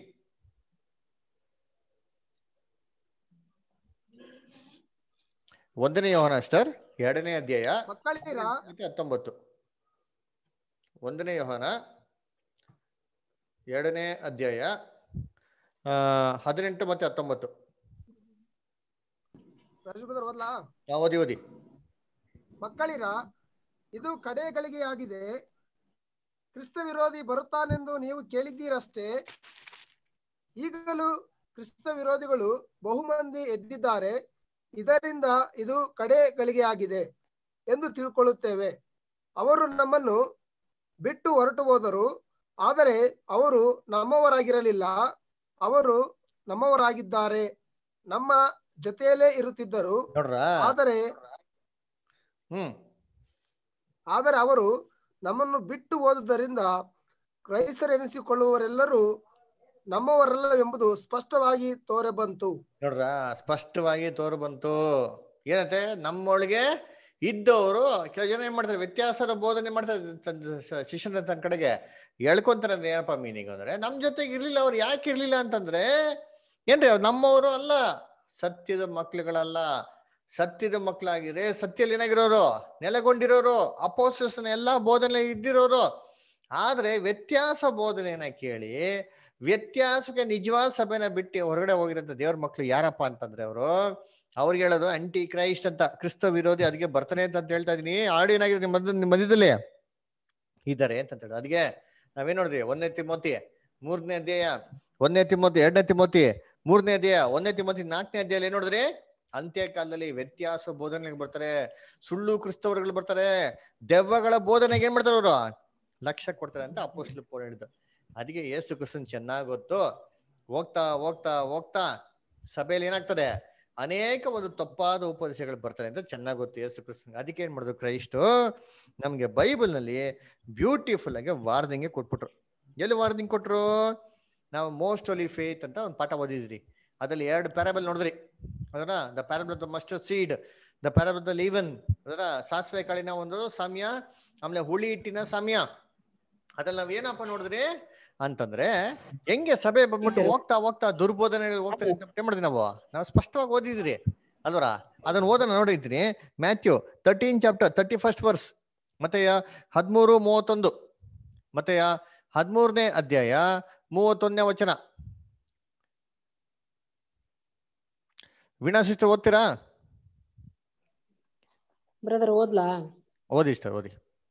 ಆತನು ಮತ್ತೊಂದು ಸಾಮ್ಯವನ್ನು ಅವರಿಗೆ ಹೇಳಿದನು. ಅದೇನೆಂದರೆ, ಪರಲೋಕ ರಾಜ್ಯವು ಸಾಸಿವೆ ಕಾಳಿಗೆ ಹೋಲಿಕೆಯಾಗಿದೆ. ಒಬ್ಬ ಮನುಷ್ಯನು ಅದನ್ನು ತೆಗೆದುಕೊಂಡು ಹೋಗಿ ತನ್ನ ಹೊಲದಲ್ಲಿ ಬಿತ್ತಿದನು. ಅದು ಎಲ್ಲಾ ಬೀಜಗಳಿಗಿಂತಲೂ ಸಣ್ಣದಾಗಿದೆ. ಬೆಳೆದ ಮೇಲೆ ಕಾಯಿಪಲ್ಯದ ಗಿಡಗಳಿಗಿಂತ ದೊಡ್ಡದಾಗಿ ಮರವಾಗುತ್ತದೆ. ಆಕಾಶದಲ್ಲಿ ಹಾರಾಡುವ ಪಕ್ಷಿಗಳು ಬಂದು ಅದರ ಕೊಂಬೆಗಳಲ್ಲಿ ವಾಸ ಮಾಡುತ್ತವೆ. ನೋಡ್ರಾ, ಏನಂತ ನೋಡ್ತೀರಿ, ಪರಲೋಕ ರಾಜ್ಯ ಏನಕ್ಕೆ ಹೋಲಿಕೆ ಆಗಿದೆ, ಸಾಸಿವೆ ಕಾಳಿಗೆ ಏನಾಗಿದೆ ಅಲ್ಲಿ ಹೋಲಿಕೆ ಆಗಿದೆ. ಅದರ ಒಬ್ಬ ಮನುಷ್ಯ ತಗೊಂಡು ಏನ್ ಮಾಡದಂತೆ, ತನ್ನ ನೆಲದ ಮೇಲೆ ಏನ್ ಮಾಡದಂತೆ, ಅವನು ಬಿತ್ತನೆ ಮಾಡದಂತೆ. ಅವರ ಬಿತ್ತನೆ ಮಾಡ್ಬೇಕಾದ್ರೆ ಏನಾಗಿತ್ತಂದ್ರೆ, ಎಲ್ಲಾ ಒಂದು ಏನ್ರಿ ಕಾಯಿ ಪಲ್ಯ ಗಿಡಗಳಲ್ಲಿ ಚಿಕ್ಕದಾಗಿದ್ದು ಬೆಳೆದು ಏನಾಗ್ಬಿಡ್ತದೆ, ದೊಡ್ಡ ಮರವಾಗ್ಬಿಡ್ತು. ಆಕಾಶದ ಪಕ್ಷಿಗಳು ಬಂದು ಏನಾಗ್ಬಿಡ್ತಂತೆ, ಇಲ್ಲಿ ನೆಲೆಗೊಡ್ಬಿಡ್ತಂತೆ. ಅದರ ಸಾಸಿವೆ ಕಾಳು, ಇವಾಗ ಸಾಸಿವೆ ಕಾಳು ಬಿತ್ತನೆ ಮಾಡಿದ್ರೆ ಏನ್ರಿ ಏನಪ್ಪಾ ಬರ್ತಾರೆ, ಸಾಸಿವೆ ಕಾಳು ಬಿತ್ತನೆ ಮಾಡಿದ್ರೆ ಅಂತ ನೋಡಿದ್ರೆ ಮರ ಬರ್ತಾರೆ, ಗಿಡ ಬರ್ತದ ಅಂತ ನೋಡಿದ್ರೆ ಗಿಡನೇ ಬರೋದು, ಮರ ಏನಾಗೋದಿಲ್ಲ ಅಲ್ಲಿ ಬರೋದಿಲ್ಲ. ಸಾಸಿವೆ ಕಾಳು ಬಿತ್ತನೆ ಮಾಡಿದ್ರೆ ಏನ್ ಬರಕ್ ಸಾಧ್ಯ ಇಲ್ಲ, ಅಲ್ಲಿ ಮರ ಬರಕ್ಕೆ ಸಾಧ್ಯನೇ ಇಲ್ಲ. ಬರೋದೇನ್ರಿ ಅಲ್ಲಿ ಗಿಡ. ಮತ್ತೆ ಯೇಸು ಕ್ರಿಸ್ತ ಏನಕ್ಕೆ ಹೇಳ್ತಾರೆ ಮರವಾಗೋಯ್ತು ಅಂತ ಅಂದ್ರೆ, ಏನಪ್ಪ ಮೀನಿಂಗ್ ಅಂದ್ರೆ, ಬೆಳಿಬಾರ್ದ ಅಂತ ರೀತಿಯಲ್ಲಿ ಏನಾಗ್ಬಿಡ್ತು, ಬೆಳೆದು ಬಿಡ್ತು. ಯೇಸು ಕ್ರಿಸ್ತು ಭೂಲೋಕದಲ್ಲಿ ಸಾಸಿವೆ ಕಾಳು ಅಂತ ಹೇಳ್ಬೇಕಾರೆ ವಿಶ್ವಾಸ ನಂಬಿಕೆಗೆ ಹೇಳ್ತಾರೆ. ನಮ್ ವಿಶ್ವಾಸ ನಂಬಿಕೆ ಎಷ್ಟಿರ್ಬೇಕು, ಸಾಸಿವೆ ಕಾಳು ಅಷ್ಟಿದ್ರೆ ಸಾಕು, ಬೆಟ್ಟವನ್ನೇ ಮಾಡೋದು ನೀವು ಸಮುದ್ರದಲ್ಲಿ ಹೋಗುವಂತದ್ದು ಹೇಳ್ಬೋದು ಅಂತ ಹೇಳ್ತಾರೆ. ಹಾಗಾದ್ರೆ ಏನಪ್ಪ ಮೀನಿಂಗ್ ಅಂದ್ರೆ, ನಮ್ಮ ನಂಬಿಕೆ ಸಾಸಿವೆ ಕಾಳು ಅಷ್ಟಿದ್ರೆ ಸಾಕು. ಯೇಸು ಕ್ರಿಸ್ತು ಈ ಕ್ರಿಶ್ಚಿಯಾನಿಟಿ ಎಂಬಂತ ಒಂದು ವಿಶ್ವಾಸನ ಭೂಮಿಯಲ್ಲಿ ಬಿತ್ತನೆ ಮಾಡ್ಬೇಕಾದ್ರೆ ತುಂಬಾ ಚಿಕ್ಕದಾಗಿತ್ತು.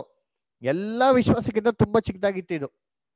ಬಿತ್ತನೆ ಮಾಡಿದ್ರೆ ನೋಡಂತೀನಿ, ಎಲ್ಲಾ ಕಾಯಿ ಪಲ್ಯ ಗಿಡಗಳಿಗಿಂತ, ಎಲ್ಲಾ ರಿಲಿಜನ್ಗಿಂತ, ಎಲ್ಲಾ ಧರ್ಮಗಳಿಗಿಂತ ದೊಡ್ಡ ಧರ್ಮ ಆಗಿ ಏನಾಗ್ಬಿಡ್ತದೆ, ಬೆಳೆದು ನಿಂತು ಬಿಡ್ತಂತೆ. ಅದಕ್ಕೆ ಲೋಕದಲ್ಲಿ ಹೈಯೆಸ್ಟ್ ಕಲೆಕ್ಷನ್ ಎಲ್ಲಪ್ಪ ಆಗ್ತಾರೆ ಅಂತಂದ್ರೆ ವ್ಯಾಟಿಕನ್ ಸಿಟಿ, ತಿರುಪತಿ, ಧರ್ಮಸ್ಥಳ, ಇವೆಲ್ಲಾ ಏನ್ರಿ ಮೀರಿ ಹೈಯೆಸ್ಟ್ ಕಲೆಕ್ಷನ್ ಆಗೋದು ಎಲ್ಲಿ ಇವತ್ತು, ವ್ಯಾಟಿಕನ್ ಸಿಟಿ. ದೊಡ್ಡ ಏನಾಗ್ಬಿಡ್ತು ಇವತ್ತು, ಒಂದು ಎಂತ ಮತವಾಗಿ ಧರ್ಮವಾಗಿ ಏನಾಗ್ಬಿಟ್ಟಿದೆ, ಬೆಳೆದು ಮರವಾಗಿ ನಿಂತು ಬಿಟ್ಟಿದೆ. ಸರಿ, ಮರವಾಗಿ ನಿಂತ್ಕೊಂತ ನೇಮಿನಿಂಗ್ ಏನಾಯ್ತು, ಆದ್ರ ಕೊಂಬೆಗಳಲ್ಲಿ ಏನ್ ಬಂದು ವಾಸ ಮಾಡ್ತಂತೆ, ಆಕಾಶರ ಅಂತ ಪಕ್ಷಿಗಳು. ಏನಿದು ಆಕಾಶದಂತ ಪಕ್ಷಿಗಳು ಅಂದ್ರೆ, ಯೇಸು ಕ್ರಿಸ್ತು ಅದೇ ಒಂದು ಬಿತ್ತುವನ ಸಾಮ್ಯದಲ್ಲಿ ಹೇಳ್ತಾರೆ. ಏನಂತ ಹೇಳ್ತಾರೆ, ಅದು 4 ವಿಧವಂತ ಹೃದಯದಲ್ಲಿ ಆ ಭೂಮಿಯಲ್ಲಿ ಬಿತ್ತು. ಒಂದ್ ಕಡೆ ಬೀಳ್ಬೇಕಾರೆ ದಾರಿ ಮಗುಲಲ್ಲಿ ಬಿತ್ತಾ ಹೆಂಗೆ ಪಕ್ಷಿ ಬಂದು ಎತ್ಕೊಂಡು ಹೋಗ್ಬಿಡ್ತು ಅಂತ ನೋಡ್ತೀರಿ. ಹಾಗಾದ್ರೆ ಪಕ್ಷಿಯನ್ನ ಏನಂತ ನೋಡ್ತೀರಿ ಬೈಬಲಲ್ಲಿ, ಯೇಸು ಕ್ರಿಸ್ತು ಸೈತಾನು ಅಂತ ವಾಕ್ಯ ಕೇಳ್ತಾ ಇರ್ಬೇಕಾದ್ರೆ ಸೈತಾನ ಏನ್ ಮಾಡ್ತಾನೆ, ವಾಕ್ಯನ ಎತ್ಕೊಂಡ್ಬಿಡ್ತಾನೆ. ಈ ಕಿವಿನ ಕೇಳ್ತಾ ಇರ್ತಾರೆ, ಆ ಕಿವಿನ ಹೋಗ್ತಾ ಇರ್ತಾರೆ. ಏನ್ ಮೀನಿಂಗ್ ಅಂದ್ರೆ, ಈ ಕಿವಿಂದ ಕೇಳಿ ಆ ಕಿವಿಂದ ಸೈತಾನ ಏನ್ ಮಾಡ್ತಾನೆ, ಹೈಜಾಕ್ ಮಾಡ್ತಾ ಇರ್ತಾನೆ ಅಂತ ಮೀನಿಂಗ್. ಅದರ ಅಂದ್ರೆ ಬೈಬಲ್ ಅಲ್ಲಿ ಪಕ್ಷಿಯನ್ನೇನೋ, ಪಕ್ಷಿ ಅಂತಂದ್ರೆ ಏನ್ರಿ ಸೇತಾನು. ಅದರ ಸೇತಾನ ಏನ್ ಮಾಡ್ತಾನೆ, ಕ್ರಿಯೆನ ಮಾಡಕ್ ಅಲ್ಲೇ ಶುರು ಮಾಡ್ಬಿಡ್ತಾನೆ. ಏನ್ ಕ್ರಿಯೆ ಮಾಡಕ್ ಶುರು ಮಾಡ್ತಾನೆ, ಆಲ್ರೆಡಿ ಏನ್ ಮಾಡ್ತಾನೆ, ಒಂದು ತಪ್ಪಾದ ಉಪದೇಶಗಳನ್ನ ಎಲ್ ತರಕ್ ಶುರು ಮಾಡ್ದ, ಕೊಂಬೆಗಳಲ್ಲಿ. ಅದಕ್ಕೆ ಹೇಳ್ತಾರೆ ಗೊತ್ತಾ, ಅಯ್ಯೋ ನಮ್ ಸಭೆಯಪ್ಪ ಇಲ್ಲಿದೆ ಬ್ರಾಂಚು, ಅಲ್ಲಿದೆ ಬ್ರಾಂಚು, ಬ್ರಾಂಚ್ ಬ್ರಾಂಚ್ ಬ್ರಾಂಚ್ ಎಲ್ಲ ಬ್ರಾಂಚೆ ಕೊಂಬೆಗಳು. ಅದರ ಟ್ರೀಸ್ಗೆ ಬ್ರಾಂಚಸ್ ನೋಡಿ, ಆತರ ಬ್ರಾಂಚಸ್ಗಳು. ಇದೆಲ್ಲ ಬಂದು ಯಾರು ಬಂದಪ್ಪ ನೆಲ್ಸ್ಕೊಂಡ್ಬಿಟ್ರು ಅಂತಂದ್ರೆ ಆಕಾಶದ ಪಕ್ಷಿ. ಪಕ್ಷಿ ಬಂದು ಏನ್ ಮಾಡ್ತು ಅಂತ ಹೇಳ್ತೀರಿ ಅಲ್ಲಿ ಪರಬಲಲ್ಲಿ ಸಾಮ್ಯದಲ್ಲಿ ಏನ್ ನೋಡ್ತೀರಿ, ಬಂದು ಗೂಡು ಮಾಡ್ಕೊಂಡ್ಬಿಡ್ತಂತೆ. ಬಂದಿ ಪಕ್ಷಿ ಹೋಗಿದ್ರೆ ತೊಂದರೆ ಇರ್ತಾ ಇರ್ಲಪ್ಪ, ಪರ್ಮನೆಂಟ್ ಆಗಿ ಬಂದು ಸೆಟ್ಲ್ ಆಗ್ಬಿಡ್ತು. ನನಗೆ ಗೊತ್ತಾ ಮೀನಿಂಗು, ಸೇತಾನು ಸಭೆಯಲ್ಲೇ ಬಂದು ಪಕ್ಕ ಟೆಂಕಿ ಹಾಕ್ಬಿಟ್ಟವನೆ. ಸೇತಾನ್ ಕೆಲ್ಸನೇ ಎಲ್ಲಿ ಅಂತಂದ್ರೆ ತಿರುಪತಿ ಧರ್ಮಸ್ಥಳದಲ್ಲಿ ಅಲ್ಲ, ಎಲ್ಲಿ ಅವನ್ ಕೆಲ್ಸ? ಅವನ್ ಕೆಲ್ಸನೇ ಇರೋದು ಸಭೆಯಲ್ಲಿ. ದೇವ್ರ ಮಕ್ಳನ್ನ ಹಾಳು ಮಾಡ್ಬೇಕು, ಅವನ ಸತ್ಯಕ್ಕೆ ತರಬಾರ್ದು ಅಂದ್ಬಿಟ್ಟೆ ಯಾರು ಮುಖ್ಯವಾದ ಉದ್ದೇಶ ಅಂದ್ರೆ ಸೇತಾಂದು. ಅದಕ್ಕೆ ಕ್ರೈಸ್ಟ್ ಚೆನ್ನಾಗಿ ಗೊತ್ತಿತ್ತು ನೋಡಿ. ಎಲ್ಲಿ ರೆವಲ್ಯೂಷನ್ 18:2 ಓದಿ, ಪ್ರಕಟಣೆ 18:2 ಓದಿ. ನಿರ್ಮಲಾ ಸಿಸ್ಟರ್ ಇದ್ದೀರಾ ಲೈನಲ್ಲಿ? ಓದಕ್ಕಾಗ್ತದಾ? ಪ್ರಕಟಣೆ 2. ಆಮೇಲೆ ಇನ್ನೊಬ್ರು ವೀಣಾ ಸಿಸ್ಟರ್ 1 ತಿಮೋತಿ 4:1 ಓದಿ. Veena sister 1 Timothy 4:1.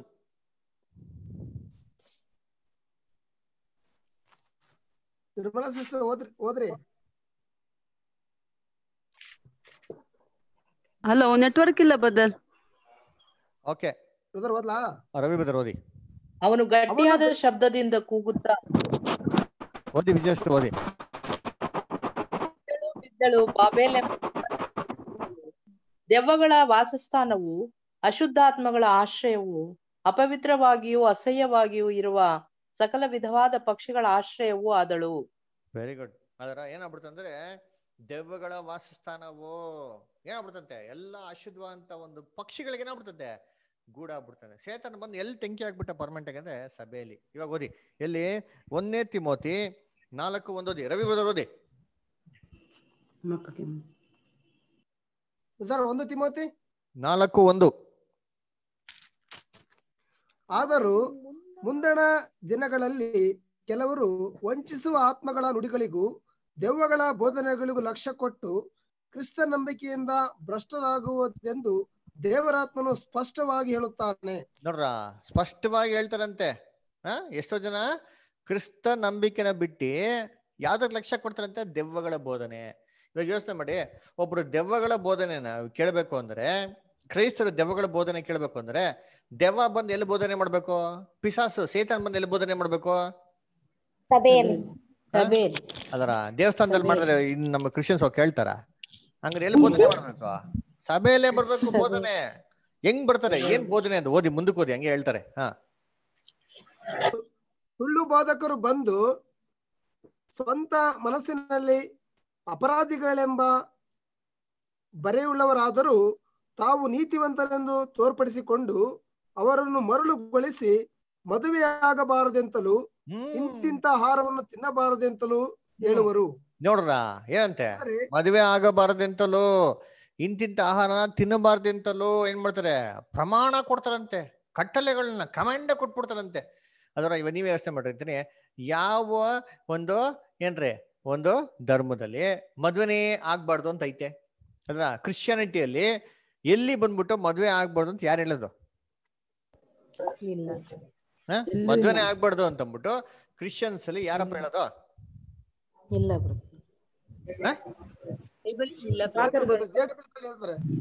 ಯಾರು ಹೇಳ್ತಾರೆ?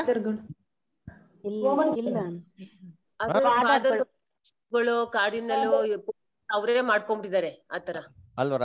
ಕಾರ್ಡಿನಲ್ಲು, ಬಿಷಪ್ ಅಲ್ವರ ಹೇಳೋದು ಎಲ್ಲಿ? ಮುಖ್ಯವಾಗಿ ರೋಮನ್ ಕ್ಯಾಥಲಿಕ್ ಸಂಸ್ಥೆಯಲ್ಲಿ. ಕರೆಕ್ಟಾ? ಏನ್ ಮಾಡ್ಕೊಂಬಾರ್ದು? ಮದುವೆ ಮಾಡ್ಕೊಂಬಾರ್ದು. ಅದಕ್ಕೆ ಎಷ್ಟೋ ಜನ ಫಾದರ್ಗಳು, ಎಷ್ಟೋ ಜನ ನನ್ಗಳು ಏನಾಗ್ಬಿಟ್ಟಿರೋದು ಅಲ್ವರ. ಆದ್ರೆ ಏನಂತಾರೆ, ಹೊರಗಡೆ ನೋಡಕ್ಕೆ ಏನಾಗಿಲ್ಲ, ಮದುವೆ ಆಗಿರಲ್ಲ, ಹೊರಗಡೆ ಎಲ್ಲ ಆಗ್ಬಿಡ್ತಾರೆ ಬಿಡ್ರಿ. ಅದ್ರ ಅದಕ್ಕೆ ನೋಡ್ಬೇಕಾದ್ರೆ ಮದುವೆ ಆಗ್ಬಾರ್ದಂತಲ್ಲೂ ಏನ್ ಮಾಡ್ತಂತೆ ಅವರು ಆ ದುಷ್ಟರು? ಪ್ರಮಾಣವನ್ನು ಕೊಡ್ತಾರಂತೆ ಅಲ್ವರ. ಆಮೇಲೆ ಇಂತಿಂತ ಆಹಾರ ಏನ್ ಮಾಡಕ್ ಹೋಗ್ಬಾರ್ದು, ತಿನ್ಬಾರ್ದಂತಲೂ. ಅದರ ಇಲ್ಲಿ ರೋಮನ್ ಕ್ಯಾಥಲಿಕ್ ಅವ್ರು ಯಾರ ಇದ್ರೆ ಮಾಂಸ ಯಾವತ್ತಪ್ಪ ತಿನ್ಬಾರ್ದು? ಯಾರ ಇದಾರ? ಪಕ್ಕ ರೋಮನ್ ಕ್ಯಾಥಲಿಕ್ ಯಾರ ಇದಾರೆ ಇಲ್ಲಿ? ಮಟನ್ ನಾನ್ ವೆಜಿಟೇರಿಯನ್ ಯಾವತ್ತು ತಿನ್ಬಾರ್ದು? ಶುಕ್ರವಾರ ತಿನ್ಬಾರ್ದು. ಯಾರಪ್ಪ? ಒಬ್ಬೊಬ್ರು ರೋಮನ್ ಕ್ಯಾಥಲಿಕ್ ಅವ್ರ ಇಲ್ಲಿ ಪಕ್ಕ ಅಂದ್ರ ಒಳ್ಳೆ ರೋಮನ್ ಕ್ಯಾಥಲಿಕ್ ಕೇಳಿ ಅಂತೀನಿ, ಫ್ರೈಡೇಸು ಮೀಟ್ ನೇಮ್ ಮಾಡಲ್ಲ ಅವರು, ತಿನ್ನಲ್ಲ. ಯಾಕೆ? ಗುಡ್ ಫ್ರೈಡೇ ಕ್ರೈಸ್ಟ್ ಏನ್ ಮಾಡೋದು ನಮ್ಗೋಸ್ಕರ ಸತ್ತಿದ್ದಾರೆ ಅಂಬಿಟ್ಟದ್ರ. ಆಮೇಲೆ ಕಮ್ಯೂನಿಯನ್ ಅದರ ಪ್ರಭು ರಾತ್ರಿ ಭೋಜನ ಬಲಿ ಪೂಜೆ ಇದೆಲ್ಲ ಅದನ್ನ ಏನ್ ಮಾಡಲ್ಲ ಈ ಮುಟ್ಟಿರೋಂಥ ಸ್ತ್ರೀಗಳಿಗೆ ಏನ್ ಮಾಡಲ್ಲ ಅವರು ಕೊಡೋದಿಲ್ಲ. ಯಾಕೆ? ಇಂತಿಂತ ಆಹಾರನ ಏನ್ ಮಾಡಕ್ ಹೋಗ್ಬಾರ್ದು ನೀವು ತಿನ್ನಬಾರದೆಂತಲೋ ಏನ್ರಿ ಆ ಸುಳ್ಳು ಬೋಧಕರು ಏನ್ ಮಾಡ್ತಂತೆ ಪ್ರಮಾಣವನ್ನೇ ಮಾಡ್ತಂತೆ ಅಲ್ಲಿ ಇಡ್ತಾರಂತೆ ಅಲ್ವರ. ಇಲ್ಲಿ ಮದುವೆ ಮಾಡ್ಕೊಂಬೋಣಂತ ಬೈಬಲ್ ಎಲ್ಲಿದೆ? ಬಿಷಪ್ ಮದುವೆ ಮಾಡ್ಕೊಂಬೋಣ ಅಂತ ಎಲ್ಲರೂ ಐತೆ ಬೈಬಲ್ ಅಲ್ಲಿ? ಎಲ್ಲೂ ಇಲ್ಲ. ಬೈಬಲ್ ಅಲ್ಲಿ ಸ್ಪಷ್ಟವಾಗಿ ಏನಪ್ಪ ಕೊಟ್ಟಾರೆ ಅಂದ್ರೆ ಬಿಷಪ್ ಏನ್ ಮಾಡ್ಬೋದು ಮದ್ವೆನ ಮಾಡ್ಕೊಬಹುದು ಅಂತ ಕೂಡ ನಮ್ಗೆ ಏನ್ ಮಾಡೋದು ಸ್ಪಷ್ಟವಾಗಿ ನಾವು ಬೈಬಲ್ ಕೊಟ್ಟಿರ. ಮದುವೆ ಮಾಡ್ಕೊಂಬೋಣ ಅಂತ ಎಲ್ಲಿ ಹೇಳ್ತಾರೆ ಬೈಬಲ್ ಅಲ್ಲಿ ಅಲ್ವರ? 1 ತಿಮೋಥಿ 3:1 ಏನ್ ಹೇಳ್ತಾರೆ? A bishop then must be blameless husband of one wife ಅಂತ ಸ್ಪಷ್ಟವಾಗಿ ಏನ್ ಮಾಡ್ತಾರೆ ಅಲ್ಲಿ ಹೇಳ್ತಾರೆ. ಬಿಷಪ್ ಕ್ಯಾನ್ ಮ್ಯಾರಿನೇ ಮಾಡ್ಕೊಂಡ್ಬಿಡು ಅಂತ ಏನಿಲ್ಲ, ಎಲ್ಲೋ ಹೇಳಿಲ್ಲ. ಹಂಗಿದ್ದಿದ್ರೆ ದೇವರ ಆದಾಮ್ಗೆ ಯಾಕೆ ಮದುವೆ ಮಾಡಿರೋರು? ಅದರ ಯೇಸು ಕ್ರಿಸ್ತು ಮೊದಲಿನ ಅಂತ ಹೇಳ್ತಾರೆ. ಯೇಸು ಕ್ರಿಸ್ತನ್ಗೆ ಮೊದಲ ಗೀತಿ ಇದೆ. ಅದರ ಸಭೆಗೂ ಕ್ರಿಸ್ತನ್ಗಿರಂತ ಒಂದು ಅನ್ಯೋನ್ಯತೆ ಏನ್ ಮಾಡ್ತಾರೆ ಅಲ್ಲಿ ಸ್ತ್ರೀ ಪುರುಷರ ಸಂಬಂಧ ಕಂಪೇರ್ ಮಾಡ್ತಾ ಆಗಿರ್ಬೇಕು. ಮದುವೆ ಮಾಡ್ಕೊಂಡ್ರೆ ದೇವ್ರ ಹೆಂಗ್ ಹೇಳ್ತಾರೆ? ಖಂಡಿತ ಹೇಳಕ್ ಸಾಧ್ಯ ಇಲ್ಲ. ಆದ್ರೆ ಈ ತರ ತಪ್ಪಾದ ಉಪದೇಶಗಳಲ್ಲಿ ಬರ್ತದೆ, ಅಂತ್ಯ ದಿನದಲ್ಲಿ ಬರ್ತಾರೆ ಅಂತಂದ್ರು ಅಲ್ರ. ಅದಕ್ಕೆ ಇನ್ನೊಂದು ಪ್ಯಾರಬಲ್ ಅಲ್ಲಿ ಕೂಡ ಯೇಸು ಕ್ರಿಸ್ತು ಹೇಳ್ತಾರೆ. ಎಲ್ಲಿ ನೋಡಿ? ಮ್ಯಾಥ್ಯೂ 13:33 ಮತ್ತೆ 13ನೇ ಅಧ್ಯಾಯ 33ನೇ ವಚನ. ಮತ್ತೆ 13:33 ಪೂರ್ಣಿಮಾ ಸಿಸ್ಟರ್ ಓದ್ತೀರಾ? ಮ್ಯಾಥ್ಯೂ 13:33 ಓದ್ತೀನಿ ಬ್ರದರ್. Thank you. 13:3 ಆಗ ಆತನು ಅವರಿಗೆ ಸಾಮ್ಯ ರೂಪವಾಗಿ ಅನೇಕ ಸಂಗತಿಗಳನ್ನು ಹೇಳಿದನು. ಹೇಗೆಂದರೆ, ಕೇಳಿರಿ, ಬಿತ್ತುವವನು ಬಿತ್ತುವುದಕ್ಕೆ ಹೊರಗೆ. ಮ್ಯಾಥ್ಯೂ 13 ಸಾಮ್ಯವನ್ನು ಅವರಿಗೆ ಹೇಳಿದನು. ಅದೇನೆಂದರೆ, ಪರಲೋಕ ರಾಜ್ಯವು ಹುಳಿಹಿಟ್ಟಿಗೆ ಹೋಲಿಕೆಯಾಗಿದೆ.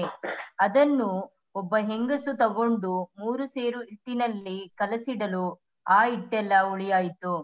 ಹಿಟ್ಟೆಲ್ಲ ಏನಾಯ್ತು? ಹುಳಿ ಆಯ್ತು. ಇದು ಕೂಡ ಏನಂತಾರೆ? ಸ್ತ್ರೀ ಯಾರು? ಸಭೆ ತನ್ಗಿರೋ ಅಂತ ಆಹಾರಕ್ಕೆ ಏನ್ ಮಾಡ್ಲಂತೆ? ಸ್ವಲ್ಪ ಹುಳಿ ಹಿಟ್ಟು ಹಾಕದ್ಲಂತೆ. ಅದರ ಇವತ್ತು ನಾವು ನಮ್ಮ ತಿನ್ನಂತ ಚಪಾತಿ ಹಿಟ್ಟಿಗೆ ಹುಳಿ ಹಾಕ್ತೀರಾ? ದೋಸೆಗೆ ಹಾಕ್ತಿರಿ. ಅದರ ದೋಸೆಗೆ ಹಾಕ್ಬಿಟ್ಟು 4-5 ದಿನ ಬಿಟ್ಟು ತಿಂತೀರಾ? ಒಂದೇ ದಿನ. ಅದರ ಇನ್ನೊಂದು 4-5 ದಿನ ಬಿಟ್ಟು ತಿನ್ನಕ್ಕೆ ಆಗಲ್ಲ ಹುಳಿ ಹಾಕ್ಬಿಟ್ಟು ಅಂದ್ರೆ, ಯಾಕಂದ್ರೆ ಕೊಳ್ತೋಗ್ಬಿಡ್ತದೆ ಅದು. ಅದರ ಅಂದ್ರೆ ಈಸ್ಟ್ ಹುಳಿ ಅಂತಂದ್ರೆ ಏನೋ ಒಂದು ವಸ್ತುನ ಹಾಳು ಮಾಡೋಂಥದ್ದು. ತನ್ನ ಸ್ವಂತ ಆಹಾರಕ್ಕೆ ಖಂಡಿತವಾಗೂ ಯಾರೋ ಹುಳಿ ಹಾಕೊಳಕ್ ಸಾಧ್ಯನೇ ಇಲ್ಲ. ಹಾಗಾದ್ರೆ ಈ ಸ್ತ್ರೀ ಇಲ್ಲಿ ಹಾಕಿದ್ದಾರೆ ಅಂತ ಹೆಂಗ್ ಗೊತ್ತಾ ಮೀನಿಂಗ್? ಈ ಸ್ತ್ರೀ ಯಾರು? ಸುಳ್ಳು ಸಭೆ. ಬೈಬಲ್ ಸ್ತ್ರೀ ಅಂತಂದ್ರೆ ಬೈಬಲ್ ಏನ್ ಮಾಡ್ತಾರೆ? ಸ್ತ್ರೀಗೆ ಕಂಪೇರ್ ಮಾಡ್ತಾರೆ, ಸಭೆಗೆ ಕಂಪೇರ್ ಮಾಡ್ತಾರೆ ಸ್ತ್ರೀನ. ಅದ್ರಲ್ಲಿ ಒಳ್ಳೆ ಸಭೆ ಇದೆ, ಆಮೇಲೆ ಏನಿದೆ? ಸುಳ್ಳು ಸಭೆ ಇದೆ. ಒಳ್ಳೆ ಸ್ತ್ರೀ ಇದಾರೆ, ಸುಳ್ಳು ಸ್ತ್ರೀ ಇದಾರೆ. ಬೈಬಲ್ ಇಬ್ರು ಕೂಡ ಏನಾಗಿದ್ದಾರೆ ಅಲ್ಲಿದ್ದಾರಂತೆ. ಒಳ್ಳೆ ಸ್ತ್ರೀನ ಏನ್ ಮಾಡ್ತಾರೆ? ಕನ್ಯೆಗೆ ಕಂಪೇರ್ ಮಾಡ್ತಾರೆ. ಯೇಸು ಕ್ರಿಸ್ತನ ಒಂದು ಕನ್ಯೆಗೆ ಏನ್ ಮಾಡ್ತಾರೆ? ಕಂಪೇರ್ ಮಾಡ್ತಾರೆ. ಸುಳ್ಳು ಸಭೆನ ಏನ್ರಿ? ವ್ಯಭಿಚಾರ ಸ್ತ್ರೀಗೆ ಏನ್ ಮಾಡ್ತಾರೆ? ಕಂಪೇರ್ ಮಾಡ್ತಾರೆ. ಓದಿಂತೀನಿ 2 Corinthians 11 chapter 2nd verse. 2 Corinthians 11 chapter 2nd verse ಓದಿಂತೀನಿ.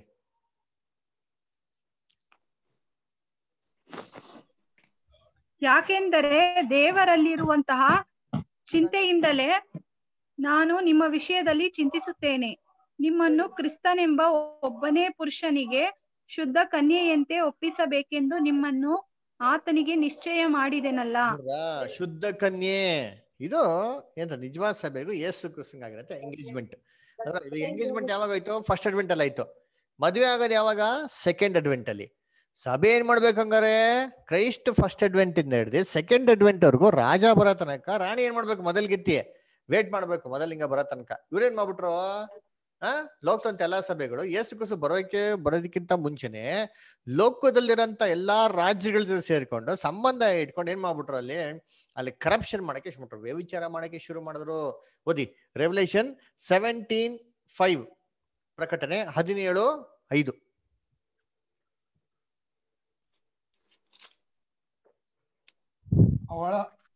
ಅವಳ ಹಣೆಯ ಮೇಲೆ ಬಾಬೇಲೆಂಬ ಮಹಾನಗರಿ ಭೂಮಿಯಲ್ಲಿರುವ ಜಾರ ಸ್ತ್ರೀಯರಿಗೂ ಅಸಹ್ಯವಾದ ಕಾರ್ಯಗಳಿಗೂ ತಾಯಿ ಎಂದು ಗುಡಾರ್ಥವುಳ್ಳ ಹೆಸರು ಬರೆದಿತ್ತು. ಗುಡಾರ್ಥವುಳ್ಳ ಹೆಸರು ಬರ್ದಿತ್ತಂತೆ. ಇದು ವ್ಯಭಿಚಾರ ಸ್ತ್ರೀ, ಅದು ಸುಳ್ಳು ಸಭೆ. ಅದಕ್ಕೆ ನಮ್ಗೆಲ್ಲಾ ಚೆನ್ನಾಗ್ ಗೊತ್ತು ಏನ್ರಿ? ಎಲ್ಲಾ ಸಭೆ ನಿಜವಾದ ಸತ್ಯ ಸಭೆ ಅಲ್ಲ. ಅದರ ಏನ್ರಿ ಅದೇ ತರ ಎಲ್ಲಾ ಸಭೆನೂ ಸುಳ್ಳು ಸಭೆನೋ ಅಲ್ಲ ಅಲ್ವಾ? ಅದಕ್ಕೆ ನೋಡ್ಬೇಕಾರೆ ಏನಿದೆ? ಸುಳ್ಳು ಸಭೆ ಇದೆ, ನಿಜವಾದ ಸಭೆ ಇದೆ. ಇವ್ರೇನ್ ಮಾಡಿದ್ರು? ಸ್ವಲ್ಪ ಹುಳಿ ಹಿಟ್ಟನ್ನು ತಗೊಂಡು ಹಾಕದ್ರಂತೆ ಯಾವ್ದಿಗೆ? ತಿನ್ನಂತ ಆಹಾರಕ್ಕೆ. ಹಾಗಾದ್ರೆ ಬೈಬಲ್ನ ಹುಳಿ ಅಂದ್ರೆ ಏನು? Bible dictionary. ಬೈಬಲ್ ಏನೋ ಅರ್ಥ ಹುಡುಕ್ಬೇಕು, ಬೈಬಲ್ ಹುಡುಕ್ಬೇಕು ಹುಳಿ ಅಂದ್ರೆ ಏನು ಅಂತ. ಓದಿ ಮ್ಯಾಥ್ಯೂ 16:12. ಮತ್ತೆ 16:12 ಮ್ಯಾಥ್ಯೂ 16:12.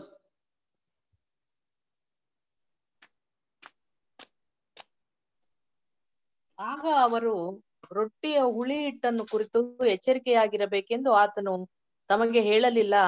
ಫರಿಸಾಯರ ಮತ್ತು ಸದ್ದುಕಾಯರ ಬೋಧನೆಯನ್ನು ಕುರಿತು ಎಚ್ಚರವಾಗಿರಬೇಕೆಂದು ಹೇಳಿದನೆಂಬುದಾಗಿ ತಿಳಿದುಕೊಂಡರು. ನೋಡ್ರ ಏನ್ ಬೋಧನೆ ಅಂದ್ರೆ ದುರ್ಬೋಧನೆ, ಒಳ್ಳೆ ಬೋಧನೆ ಅಲ್ಲ ಅಲ್ವಾ. ಅದಕ್ಕೆ ನೋಡ್ಬೇಕಾದ್ರೆ ಫಾಲ್ಸ್ ಡಾಕ್ಟ್ರಿನ್ ತಗೊಂಡು 3 ಹಿಡಿ ಇಟ್ಟಿಗೆ ಹಾಕ್ತಾರೆ. ಹಂಗೆ ಸಭೆಗೆ ಇದ್ರೆ 3 ಮುಖ್ಯವಾದ ಫೌಂಡೇಶನ್ ಡಾಕ್ಟ್ರಿನ್.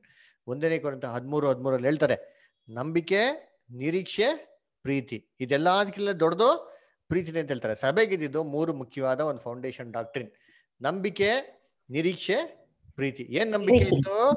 ಮಹಾಪರಿಶುದ್ಧವಾದ ನಂಬಿಕೆ, ಸತ್ಯವೇದಲ್ಲಿ ನಂಬಿಕೆ ಇತ್ತು. ಏನಾಯ್ತು? ಹೋಯ್ತಾ ಹೋಯ್ತಾ ಹೋಯ್ತಾ ಬಂದ್ಬಿಟ್ಟು ಸತ್ಯವೇದದ ನಂಬಿಕೆಗಿಂತ ಮನುಷ್ಯರ ಒಂದು ಉಪದೇಶ ಮೇಲೆ ನಂಬಿಕೆ ಬಂದ್ಬಿಡ್ತು. ಪಾಸ್ಟರ್ ಹೇಳ್ತಾರ, ಪಾಸ್ಟರ್ ಕೇಳ್ಬಿಡ್ಬೇಕಪ್ಪ. ಪಾಸ್ಟರ್ ಬಂದ್ಬಿಟ್ಟು ದೇವ್ರು ಬಂದ್ಬಿಟ್ಟು ಕೋಳಿ ಮೊಟ್ಟೆ ತರ ಅವ್ರಿಂದ ನಂಬಿಡ್ಬೇಕು ಅಲ್ಲಾರ. ಯಾಕೆ? ಅವ್ರು 3ರಲ್ಲಿ ಒಬ್ಬರಲ್ಲಿ 3. ತೆಂಕೆ ಅಂದ್ರೆ ನಂಬಿಡ್ಬೇಕು, ನೀರು ಅಂತಾನೆ ನಂಬಿಡ್ಬೇಕು. ಯಾಕೆ? ಬೈಬಲ್ ಇಲ್ಲ ಅಂದ್ರೆ ಪರವಾಗಿಲ್ಲ, ನಮ್ಮ ಪಾಸ್ಟ್ ಹೇಳ್ಬಿಟ್ರೆ ನಾವು ಕೇಳ್ಬೇಕು ಅಂದ್ಬಿಟ್ಟು. ಅದಕ್ಕೆ ಏನಾಗ್ಬಿಡ್ತು, ಸಭೆಯಲ್ಲಿ ನಂಬಿಕೆನೇ ಹೊಟ್ಟೋಯ್ತು. ಮಹಾಪರಿಶುದ್ಧವಾಗಿರೋ ನಂಬಿಕೆ ಅಪರಿಶುದ್ಧ ಆಗೋಯ್ತು. ದೇವ್ರನ್ನ ಏನ್ ಮಾಡಿದ್ರು? ತಪ್ಪಾದ ಕಲ್ಪನೆ ಮಾಡ್ಕೊಂಡು ಸತ್ಯವಾದ ನಂಬಿಕೆನೇ ಹೊಟ್ಟೋಯ್ತು. 2ನೇದು ನಿರೀಕ್ಷೆ. ಏನ್ ನಿರೀಕ್ಷೆ ಇತ್ತು? ಇವತ್ತು ಕ್ರಿಸ್ತನ್ಗೋಸ್ಕರ ನಾವು ಕಷ್ಟ, ಸಂಕಟ, ಹಿಂಸೆಗಳೆಲ್ಲ ಅನುಭವಿಸಿದ್ರೆ ಕ್ರೈಸ್ತವರು ಎಲ್ಲವನ್ನೂ ಪ್ರೀತಿಯನ್ನು ನಮ್ರತೆನ ಸಹಿಸ್ಕೊಂಡ್ರೆ ದೇವ್ರು ನಮ್ಮನ್ನ ಏನ್ ಮಾಡ್ತಾರೆ? ಆತನ ರಾಜ್ಯದಲ್ಲಿ ಸೇರಿಸ್ಕೊಂತಾರೆ ಅಂತ ಅಂದ್ಬಿಟ್ಟು ನಂಬಿಕೆ ಇತ್ತು. ಇವಾಗ ಏನಾಗ್ಬಿಟ್ಟಿದೆ ಕ್ರೈಸ್ತವ್ರಿಗೆ? ಆ ನಂಬಿಕೆನೇ ನಿರೀಕ್ಷೆನೇ ಹೊಟ್ಟೋಯ್ತು. ಏನ್ ನಿರೀಕ್ಷೆ? ಇವತ್ತು ಕೂಡ ಲಕ್ಸುರಿ ಆಗಿರ್ಬೋದು, ಇವಾಗ ಕೂಡ ಗ್ರ್ಯಾಂಡ್ ಆಗಿ ವಂಡರ್ಫುಲ್ ಆಗಿ ಜಾಲಿ ಆಗಿರ್ಬೋದು, ನಾಳೆ ಕೂಡ ಕ್ರಿಸ್ತನ್ ತೆಗಿನಾಗ ಜಾಲಿ ಆಗಿರ್ಬೋದು ಅಂತ. ಅದರ ಎಷ್ಟು ಜನ ಕ್ರೈಸ್ತವ್ರು ಬಿಟ್ಟು ಯೇಸು ಕ್ರಿಸ್ತನ ಹತ್ರ ಬಿಟ್ಟು ದೇವ್ರ ಹತ್ರ ಬಿಟ್ಟು, ದೇವ್ರೇ ನಾನು ಕೊಟ್ಟಂತ ಹಿಂಸೆಗಳು, ತೊಂದರೆಗಳು, ಕಷ್ಟಗಳಿಗೆ ಸ್ತೋತ್ರ, ಧನ್ಯವಾದಗಳು, ಇದರಿಂದ ನನ್ನ ಗುಣಲಕ್ಷಣಗಳ ಬದಲಾವಣೆ ಮಾಡಕ್ ನಿಂಗೆಲ್ಲ ಕೃಪೆ ಕೊಟ್ಟಿದ್ಯಾ ಅಂತ ಅಂದ್ಬಿಟ್ಟು ಎಷ್ಟು ಜನ ದೇವತ ಬೇಡ್ಕೊಂತಾರೆ ಅಲ್ಲರ. ಎಷ್ಟು ಜನ ಹೇಳ್ತಾರೆ ಅಲ್ಲರ. ಅದ್ ಬಿಟ್ಬಿಟ್ಟು ಮೊಣ್ಕಾಲ ಮೂರಿ ದೇವತ ಗೋಡೆ ಹಿಡ್ಕೊಂಡು ಏನ್ ಮಾಡೋದು? ದೇವ್ರಿಗೆ ಅದ್ಭುತ ಕೊಡೋ ದೇವ್ರೆ, ಮಾಡೋ ದೇವ್ರೆ, ಮಾಡೋವರೆಗೂ ಬಿಡಲ್ಲ ಅಂದ್ಬಿಟ್ಟು ದೇವ್ರಿಗೆ ಟಾರ್ಚರ್ ಕೊಡೋದು ಅಲ್ಲ. ಇದೆಲ್ಲ ಒಂದು ಕ್ರಿಶ್ಚಿಯನ್ ಒಂದು ಕರೆಕ್ಟ್ರಾ? ಯೋಚನೆ ಮಾಡ್ರೆ ಏನಾಗ್ಬಿಡ್ತದೋ ಅದು. ನಿರೀಕ್ಷೆನೇ ಹೊಟ್ಟೋಯ್ತು. ನಿರೀಕ್ಷೆ ಎಲ್ಲಿದೆ? ನಿರೀಕ್ಷೆ ಅದರ ನಾಳೆ ಕ್ರಿಸ್ತನತೆಗೆ ನಾವು ಕ್ರಿಸ್ತನತೆಗೆ 1000 ವರ್ಷ ಆಳ್ವಿಕೆ ಮಾಡುವಂತ ನಿರೀಕ್ಷೆನೇ ಹೊಟ್ಟೋಯ್ತು. ಸತ್ತಿದ ತಕ್ಷಣ ಪರಲೋಕ ಅಷ್ಟೇ. ಪರಲೋಕಕ್ಕೆ ಏನಪ್ಪ ಹೋಗ್ಬಿಟ್ಟು ಏನಪ್ಪ ಮಾಡ್ತಾರೆ ಗೊತ್ತಿಲ್ಲ ಸರ್. ಪರಲೋಕ ಹೋಗ್ಬಿಟ್ಟು ಅಲುಲಿಯ ಅಲುಲಿಯ ಅಲುಲಿಯ ಸ್ತೋತ್ರ ಸ್ತೋತ್ರ ಅಂತ ಹೇಳ್ತಾನೆ ಹೇಳ್ತೀನಿ ಅಂದ್ಬಿಟ್ಟಲ್ರ. ಇದಕ್ಕ ದೇವ್ರು ಕರೀತಾ ದೇವ್ರ ಮಕ್ಳನ್ನ ಕ್ರಿಸ್ತನ ಜೊತೆಗೆ 1000 ವರ್ಷ ಆಳ್ವಿಕೆ ಮಾಡಕ್ಕೆ. 1000 ವರ್ಷದಲ್ಲಿ ಏನ್ ಮಾಡ್ಬೇಕು ಏನಾರ ಗೊತ್ತಿದ್ಯಾ? ಒಬ್ರಿಗೂ ಗೊತ್ತಿಲ್ಲ. ನಿರೀಕ್ಷೆನೇ ಹೊಟ್ಟೋಯ್ತು. ಇನ್ ಲಾಸ್ಟ್ ಅಲ್ಲಿ ಇದ್ದಿದ್ದೇನೋ ಪ್ರೀತಿ. ಇಷ್ಟೆಲ್ಲಾ ಹೋಗಿ ಮೇಲೆ ಇನ್ನೇನ್ ದೇವ್ರ ಮೇಲೆ ಪ್ರೀತಿ ಇರ್ತಾರೆ ಹೇಳ್ರಿ ಅಂತೀನಿ. ಅದರ ದೇವ್ರ ಮೇಲೆ ಏನ್ ಬಂದ್ಬಿಡ್ತು? ಪ್ರೀತಿ ಬದಲಾಗಿ ಭಯ ಬಂದ್ಬಿಡ್ತು.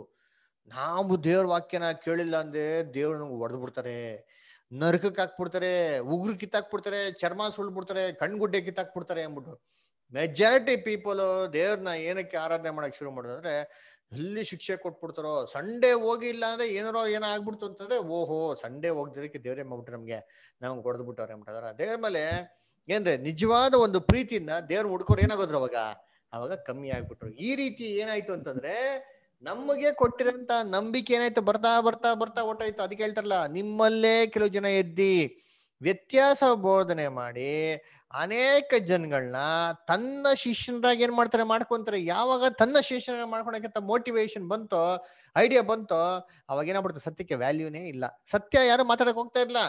ಮಾತಾಡೋದೆಲ್ಲ ಹೆಂಗೆ ಅಂದ್ರೆ ಜನಗಳಿಗೆ ಏನಾಗ್ಬೇಕಲ್ಲ ಇಷ್ಟ ಆಗ್ಬೇಕು. ಜನಗಳು ಕೇಳೋರ್ಗೆ ಏನಾಗ್ಬೇಕಿದು ಚೆನ್ನಾಗ್ ಅನ್ಸ್ಬೇಕು. ಅವ್ರಿಗೆ ತಪ್ಪು ಅಂತ ರಿಯಲೈಸ್ ಆಗ್ಬಾರ್ದು.